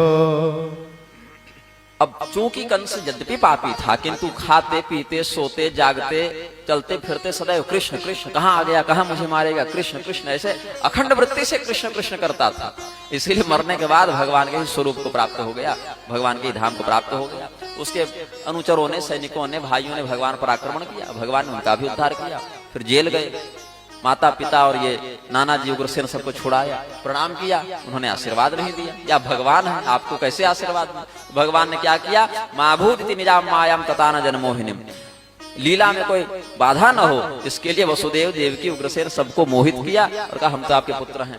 क्षमा चाहते हैं कि हमारे मतलब हमारा जीवन धिक्कार है हमारे जीवन को कि हमारे जन्म के बाद भी इतने वर्ष तक आपको जेल में रहना पड़ा। ये भगवान अपनी विनम्रता दिखा रहे हैं। फिर उग्रसेन जी को कहा कि आप ही राजा रहिए, हम यदुवंशी हैं और यदुवंश में पैतृक गद्दी का निषेध था ययाति के शाप के कारण, तो आप ही भोजवंशी होने से गद्दी पर बैठिए, राज्य की रक्षा हम कर लेंगे, बस आप यहाँ पर राजा के रूप में व्यवस्थित रहिए और निश्चिंत हो जाइए। फिर भगवान का यज्ञोपवीत हुआ और भगवान चले गुरुकुल, पहुंचे उज्जैन। महर्षि शामदीपनी के गुरुकुल में भगवान 64 दिन पढ़े हैं, ज्यादा नहीं पढ़े हैं। क्यों? क्योंकि 64 दिन में सभी विद्याओं को भगवान ने ग्रहण कर लिया। केवल गुरु मुख से विद्या की शुद्धि का एक जो नियम है, सर्वज्ञ भगवान भी विद्या अध्ययन करने के लिए गुरुमुख का आश्रय लेते हैं। हाँ, श्री राम जी के रूप में भी यही है, गुरुगृह पढ़न गए रघुराई अल्पकाल विद्या से पाई। यहाँ पर क्या कहते हैं? 64 दिन में सब अहोरात्र चतुष्षष्ट्या संजत्तौ तावती कला गुरु दक्षिणयाचार्यं छंदयामास तुर्निप। हे परीक्षित, भगवान ने 64 दिनों में 64 कलाएं सीख ली। सुबह पढ़ते, शाम को परीक्षा देते हो गया। गुरु जी से कहा कि गुरुदेव अब बताइए कि इस महती विद्या दान के बदले, विद्या के दान के बदले क्या हम आपकी सेवा करें, क्या गुरुदक्षिणा दें? तो गुरु जी ने मना कर दिया कि भाई आप जैसे महामहिमावान परमात्मा को शिष्य रूप में प्राप्त करके हम किस दक्षिणा की आशा करें? बोले ठीक है गुरु जी, वो तो बात सही है, लेकिन एक हमारा भी तो शोधन हो, गुरु ऋण उतरे कुछ, तो आप आदेश करें कि कुछ एक गुरु दक्षिणा बोलें। तो गुरु जी ने कहा कि हमारी पत्नी से परामर्श करने दो। गुरु पत्नी ने कहा कि हमारा पुत्र जो है प्रभास क्षेत्र के तट में समुद्र में डूब गया था। तो दोनों पति पत्नी ने कहा कि अगर ये हमारे बच्चे को जीवित कर दें, चूंकि कालिए नाग के जहर से मरे हुए को जीवित कर चुके हैं, तो अगर ये हमारे पुत्र का भी उद्धार कर दें, ऐसे जीवित करके हमारे पास ले आए, तो यही गुरु दक्षिणा मांग लीजिए, अन्यथा इसके अलावा और हमें कुछ नहीं चाहिए। भगवान बोले ठीक है। समुद्र के पास गए, समुद्र बोला मेरे पास नहीं। वहां से पंचजन राक्षस के पास गए, वहां उसको मारे, वहां भी नहीं मिला, तो सीधे पहुंचे यमराज के पास। कहीं मरा होगा, पहुंचा तो होगा इधर ही, रिकॉर्ड रूम से पता कर लेते हैं। भगवान पहुंचे यमराज के पास और कहा कि देखो हे धर्मराज, हमारे गुरु जी का पुत्र आपके यहाँ आया होगा, उसके आगे पीछे के प्रारब्ध पर अभी चिंतन मत करो, अभी हमारे विशेषाधिकार से उसको पुनर्जीवित करके हमें दे दो, हमें गुरु जी को दक्षिणा देनी है। यमराज ने कहा जी भगवान, आपका ही अनुशासन हम मानकर सब व्यवहार करते हैं, आप जैसा कहें। फिर गुरु जी को लाकर वो पुत्र सौंप दिए, गुरु दक्षिणा इनकी पूर्ण हुई। और फिर भगवान ने उद्धव जी को कहा कि देखो ऐसा है कि हमें मथुरा आए कुछ समय हो गया, अब पता नहीं वहां पर हमारे नंद बाबा, यशोदा मैया और गोपियां सब ग्वाल भाल सब कैसे होंगे, तो आप हमारा संदेश लेकर जाएं वृंदावन। इत्युक्त उद्धवो राजन संदेशम भर्तुरावृतः आदाय रथमारोह्य प्रययौ नंद गोकुलम। तो नंद जी के गोकुल में जब गए हैं, वृंदावन में जब गए हैं उद्धव जी, तो उद्धव जी का जो कपड़ा है, उनका जो रूप रंग है, उनका जो श्रृंगार है, उनकी जो शोभा है, वो बिल्कुल भगवान जैसी लगती है। तो ऐसे एक झलक देखेंगे तो पकड़ना कठिन हो जाएगा। वैसे ही पीताम्बर, वैसे ही श्याम सुंदर, वैसे ही मकराकृत कुंडल, वैसे ही वनमाला, वैसे ही तिलक। भगवान जो कपड़ा पहने वही बाद में ये पहनते, भगवान जो माला अभी पहने वही बाद में ये पहनते, भगवान जो तिलक लगाए उसी से बचा तिलक ये लगाते, भगवान जो भोजन कर चुके वही ये प्रसाद पाते। तो ऐसे बिल्कुल, इसीलिए ना बिल्कुल पागल जैसा लगता था इनको, अर्जुन को और उद्धव जी को, जब भगवान चले गए कि क्या हो गया, अब मैं क्या पहनूंगा, क्या खाऊंगा, मेरे तो प्राण ले गए भगवान। कल रात को हम लोग लगभग 4 बजे तक कथे बांधते हैं, यहाँ 11:30 बजे रात को गए, 11 साढ़े 11 बजे, 4 बजे तक कथा चली महाभारत के कमरे में अलग से, अर्जुन के पराक्रम पर, भगवान की कृपा पर। अलार्म बजा तो देखे तो जगने का समय हो गया। तो इधर उद्धव जी का चरित्र भी कथावाचकों ने बड़ा विकृत किया है। उद्धव जी को ऐसे दिखाया जैसे कितने घमंडी थे और कितने असभ्य थे और उनको कुछ आता जाता नहीं था, लेकिन ऐसा नहीं है। और उद्धव जी की बात नहीं मानी गोपियों ने, ऐसा भी नहीं है, उद्धव जी की बात भी गोपियों ने मानी। बात यह है कि उद्धव जी में ज्ञान की प्रधानता थी, भक्ति पक्ष उनका गौण था। ऐसे भक्तराज हैं उद्धव, लेकिन उनके व्यवहार में ज्ञान का जो प्रभाव प्रत्यक्ष दिखता था, भक्ति का प्रभाव प्रत्यक्ष उस समय नहीं दिख रहा था। गोपियों में वो साक्षात वेद मंत्र है, उनमें भक्ति का प्रभाव प्रत्यक्ष दिख रहा था और ज्ञान वाला विषय थोड़ा अप्रत्यक्ष था। दोनों को सत्संग करा के भगवान ने संतुलित कर दिया, यही विषय है। उद्धव जी की निंदा करने का अर्थ है साक्षात कृष्ण भगवान की निंदा करना। लेकिन आज देखिए चैतन्य महाप्रभु के नाम पर इतनी लड़ाई हो रही है, अभी उद्धव जी की निंदा करते हैं कि नहीं ये कथावाचक बैठ बैठ, ये कैसे कृष्ण भक्त बन पाएंगे। तो गोपियों को उद्धव जी ने भगवान का संदेश सुनाया कि कैसे भगवान कण कण में व्याप्त हैं, कैसे सर्वत्र स्थित हैं। उससे पहले गोपियों ने विलाप भी किया है, और गोपियों में भी प्रधानता से यहाँ एक गोपी का वर्णन है, गोप्युवाच। जहां जहां भागवत में एक वचन में गोपी शब्द आया है वहां भगवती राधिका का संकेत है, जहां बहुवचन में आया है वहां सबका संकेत है। तो जो गोपिका गीत है वहां गोप्य ऊचुह है, मतलब वहां बहुत सी गोपियां हैं, वहां भगवती राधिका नहीं है प्रधान वक्त्री के रूप में। यहाँ गोप्युवाच है, मतलब एक वचन है, मतलब एक गोपी ने प्रधानता से कहा है। तो भगवती राधिका के नामों में एक वचन में गोपी शब्द आता है, तो जहां केवल गोपी शब्द आया है और कोई नाम नहीं है वहां राधिका भगवती का अर्थ समझा गया है धर्मवेत्ताओं के द्वारा। तो कुछ एक दो श्लोकों पर हम चिंतन करेंगे। गोपी ये इसको भ्रमर गीत कहते हैं। मधुपकितव बंधो मास्पृशांघ्रिं सपत्न्या कुच विलुलित माला कुंकुमस्मश्रुभिर्नः वहतु मधुपतिस्तन् मानिनीनां प्रसादं यदु सदसि विडम्ब्यं यस्य दूतस्त्वमिन्द्रे। भगवती राधिका के पास उद्धव जी बैठे हैं, उसी समय एक भंवरा आया, पैरों में लौटने लगा। तो भंवरे के बहाने कृष्ण भगवान को उलाहना दे रही है, उद्धव जी को सुना रही है। अरे भंवरे क्या करता है, इधर भाग यहाँ से। कृष्ण, भंवरा भी और कृष्ण वो भी, उद्धव भी सांवले हैं, भगवान भी सांवले हैं, भंवरा भी सांवला है। अरे पता नहीं कितने पुष्पों के पराग का आस्वादन तुमने किया है, मेरे पास मत आ, मेरे चरणों को मत छू, क्योंकि तुम्हारे मूछ में मुझे अन्य पुष्पों के पराग का दर्शन हो रहा है, हमारी सौत का दर्शन हो रहा है, इस प्रकार से समझ लीजिए। और जिसके तुम दूत हो, कहीं तुम्हें कृष्ण ने तो नहीं भेजा मथुरा से, उद्धव इधर है और भंवरा इधर है, इधर कह रहे हैं तुम्हें कृष्ण ने तो नहीं भेजा, जिसके तुम दूत हो उसको जाकर कह देना। अच्छा कोई बात नहीं, उनका कोई ऐसा पहला अपराध नहीं, बहुत अपराध वो ऐसा ही करते हैं, बड़े निर्दयी हो गए हैं। कैसे? मृगयूरिव कपीन्द्रम विव्यधे लुब्धधर्मा स्त्रियम कृत विरूपा स्त्रीजितः कामयाना बलिमपि बलिमत्वा वेष्ट यद्वांशवद्यस्तदलमसित सख्यैर्दुस्त्यजस्तत्कथाथ। कोई सामान्य स्त्री ये नहीं कर सकती ना, जो भगवान के पूरे रूप को जान रही हो, पूर्ण रूप को जान रही हो, वही ये कर सकती है। पहली बार उन्होंने ऐसा थोड़ी किया है कपट। बाली को मारा था, याद है, यही तो थे। तो इसका अर्थ क्या है, वो पूरे रूप को जान रहे हैं, पूरी प्रक्रिया को जान रहे हैं। ये सब कोई सामान्य गांव की ग्वालन नहीं है, ये सब ब्रह्म शक्ति है, ब्रह्म विद्या है। तो हिरण के समान जैसे व्याधा छिपकर हिरण को मार दे, वैसे इन्होंने बाली को मार दिया। बताओ क्या गलत किया था उसने? अब गलत तो किया था, लेकिन यहाँ उलाहना देना है ना, तो कुछ बात कहनी है। तो कहोगे कि वो अधर्मी था, पापी था, क्रूर था, इसलिए मारा। तो जिसने प्रेम किया उसके साथ आपने क्या किया? सूर्पणखा के साथ उसको तो विरूप कर दिया, स्त्रियम अकृत विरूपा। अच्छा चलो, वो कपटी स्त्री थी, मतलब प्रेम के पीछे उसके मन में कपट था। तो राजा बलि के मन में कपट था क्या? वामन अवतार में उसको क्यों बांधा, क्यों ठगा उसको? ऐसे ही ठगते रहते हैं। बलि में भी बलि मत पावेष्ट यद्भांग शब्द, और उसके बाद भी 3 पग भूमि का पूरा दान करने के बाद उसको बांध लिया। तो ऐसे करते हैं, जो इनसे किसी भी प्रकार से लग जावे ना उसको इसी प्रकार से दुर्गति कर देते हैं। चाहे शत्रु हो, चाहे मित्र हो, चाहे प्रेम करो, चाहे झगड़ा करो, लेकिन अपनी ओर से ऐसा ही इनका व्यवहार रहता है कि बड़े निर्दयी हो गए हैं। ऐसे कुछ उलाहना भाव देते हुए रोने लगी वो सब। और क्या इनके चक्कर में लोग घर छोड़ के सन्यासी बनते हैं? सपद गृह कुटुंबम दीनम उत्सृज्य दीना बहव एव विहंगा भिक्षुचर्याम चरन्ति। उनको नहीं पता क्या ये धोखा देकर भाग जाते हैं? ऐसे जाकर बोल देना उनको, भौरे भौरा इधर है, इधर भी है। तो कहते अच्छा ठीक है, अब जो हमारा हाल है सो तो है, ये बताओ ठीक तो है, उनको कोई कष्ट तो नहीं? कभी हमारा स्मरण करते हैं, कभी अपने माता पिता नंद बाबा का स्मरण करते हैं। हम जानते हैं कि वो वसुदेव जी के पुत्र हैं, लेकिन नंद यशोदा भी तो उनके माता पिता हैं। कभी उनको याद करते हैं, कभी हमें याद करते हैं। हमें उनके कुशल के अलावा कुछ नहीं चाहिए। और लेकिन एक प्रश्न है, क्या कभी उनके भुजाओं में लगे चंदन इत्यादि का सुगंध हमें प्राप्त होगा? ये गोपियां करती हैं, गोपियों की ओर से राधा भगवती कहती हैं अपिबत मधुपुर्या मार्य पुत्रोधुनास्ते स्मरति स पितृगेहान् सौम्य बन्धुश्च गोपान् क्वचिदपि स कथानः किंकरीणां गृणीते भुजमगुरु सुगंधं मूर्ध्न धास्यत् कदा। फिर भगवान का जो संदेश था बोले उद्धव अब आप वो सुनाइए। तो 9 श्लोकों में भगवान का उपदेश उद्धव जी ने सुनाया। भवती नाम वियोगो में नहीं सर्वात्मना क्वचित की, हे गोपियों तुमसे हमारा वियोग कभी नहीं हो सकता, क्योंकि मैं जल में हूँ, अग्नि में हूँ, पृथ्वी में हूँ, आकाश में हूँ, जड़ चेतन सर्वत्र मेरी ही सत्ता है। तो पूरा ज्ञान दिया है भगवान ने, और उस ज्ञान के कारण गोपियां सर्वत्र भगवान को देखने लग गई।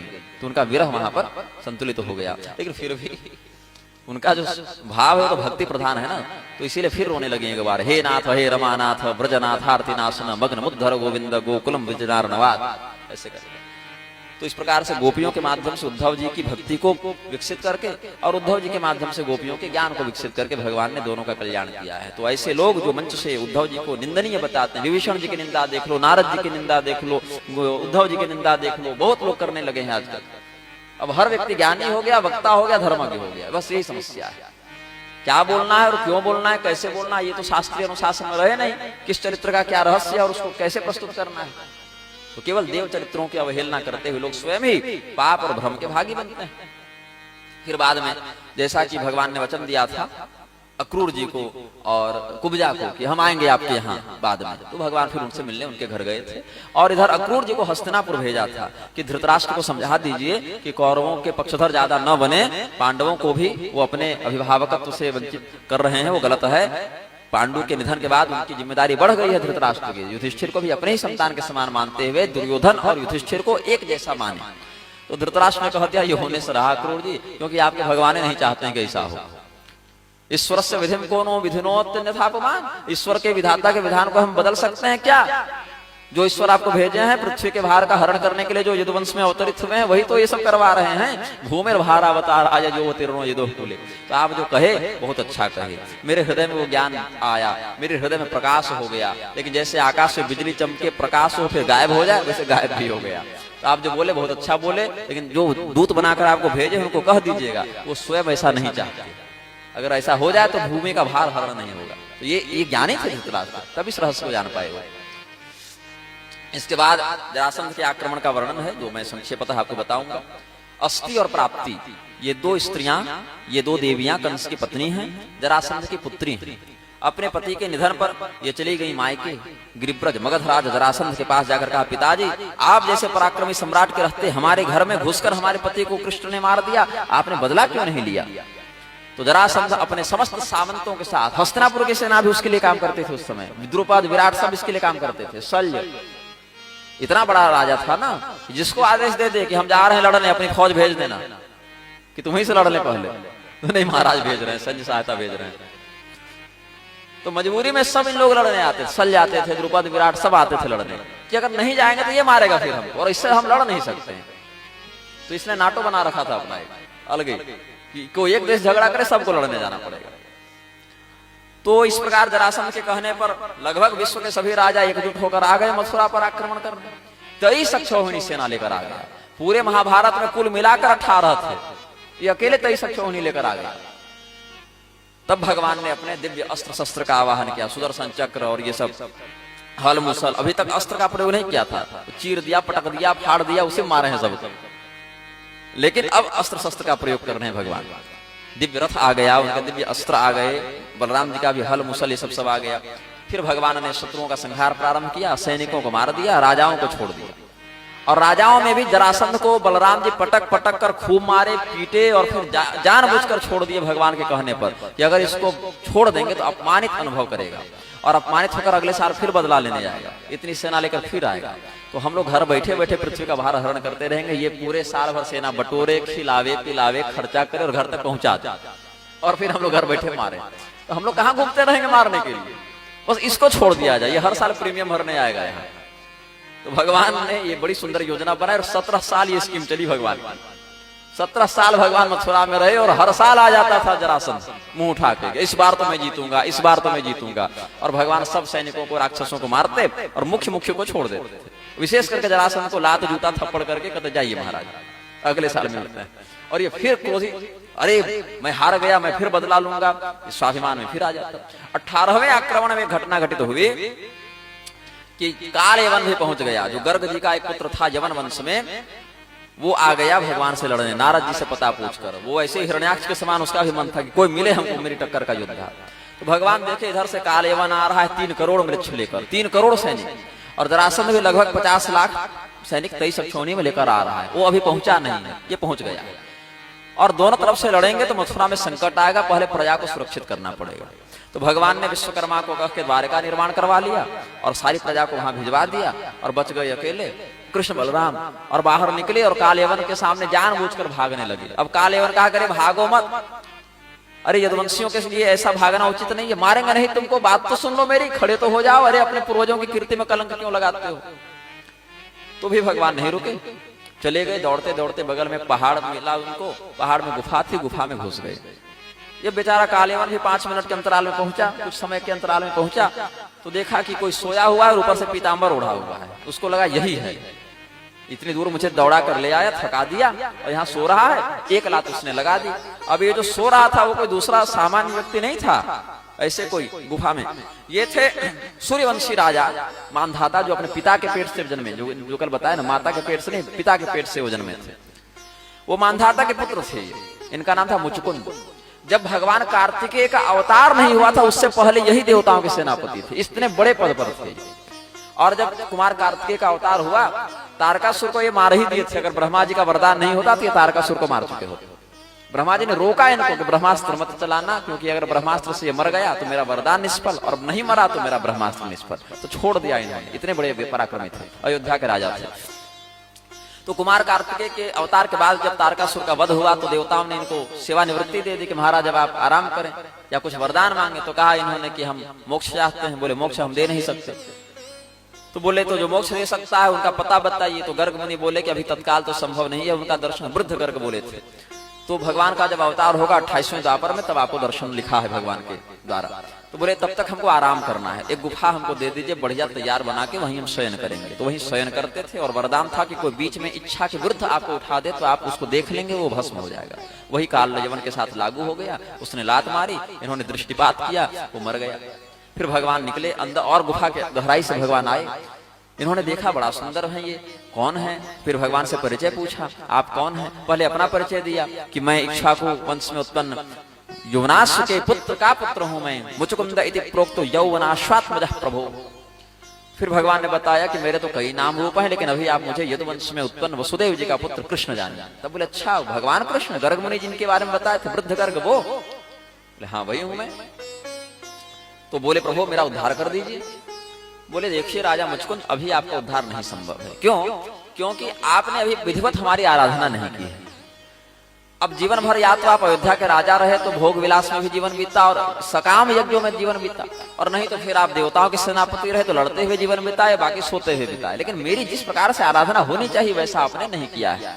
तो ऐसा कीजिए, आप पुनर्जन्म लीजिए, और पुनर्जन्म लेकर जब आप एक बार फिर ब्राह्मण बनेंगे, फिर वहां जीवन भर केवल आराधना कीजिएगा, फिर उद्धार हो जाएगा आपका। जन्म जन्म तरे राजन सर्वभूत सुहृतम भूतवा द्विजवरस्तम वै माम पैसोसी केवल। भगवान ने वरदान दिया, वापस आए तब तक जरासंध मिल गया इनको। ये तब तक म्लेच्छों की सेना का संहार किए, फिर जरासंध आया, फिर भगवान भागना प्रारंभ किए। एक पर्वत पर चढ़ गए। जरासंध ने कहा कि अब कहाँ पहाड़ में चढ़ के खोजोगे, पूरे हमारे पास 50 लाख सैनिक हैं, पहाड़ को चारों ओर से घेर के आग लगा। आग लगा दी उसने पर्वत पर, और अग्नि में पूरा पहाड़ जल गया, भगवान नहीं जले। भगवान प्रकट हो गए वहां से द्वारका में सीधे। और उसके बाद भगवान का दोबारा साक्षात्कार कब हुआ जरासंध के साथ, जब रुक्मिणी हरण का प्रसंग आया। रुक्मिणी देवी जो भगवती लक्ष्मी की अवतार है, भगवान नारायण से, कृष्ण भगवान से उनका विवाह तय हो चुका था। उनके माता पिता भाई बंधु सबकी यही इच्छा थी कि रुक्मिणी जी का विवाह भगवान से हो। केवल उनका जो बड़ा भाई था रुक्मी, वो इसमें हस्तक्षेप कर दिया। उसने कहा कि नहीं, हम उससे विवाह नहीं करेंगे। ये था जरासंध के गिरोह का। तो ये शिशुपाल का मित्र था, इसने कहा शिशुपाल से विवाह होगा। अब रुक्मी इतना दुष्ट था और इतने दुष्टों से उसकी संगति थी कि उसके पिता उससे विरोध मोल लेना नहीं चाहते थे। तो कहा अच्छा चलो ठीक है, रुक्मिणी जी का विवाह तय हो गया। अब शिशुपाल से सारे नेक जोग होने लगे। रुक्मिणी जी देखी ये तो बड़ा अनर्थ हो जाएगा। उन्होंने एक ब्राह्मण देवता को बड़े भरोसे के साथ एक पत्र लिखकर भगवान के पास भेजा, दूत बनाकर।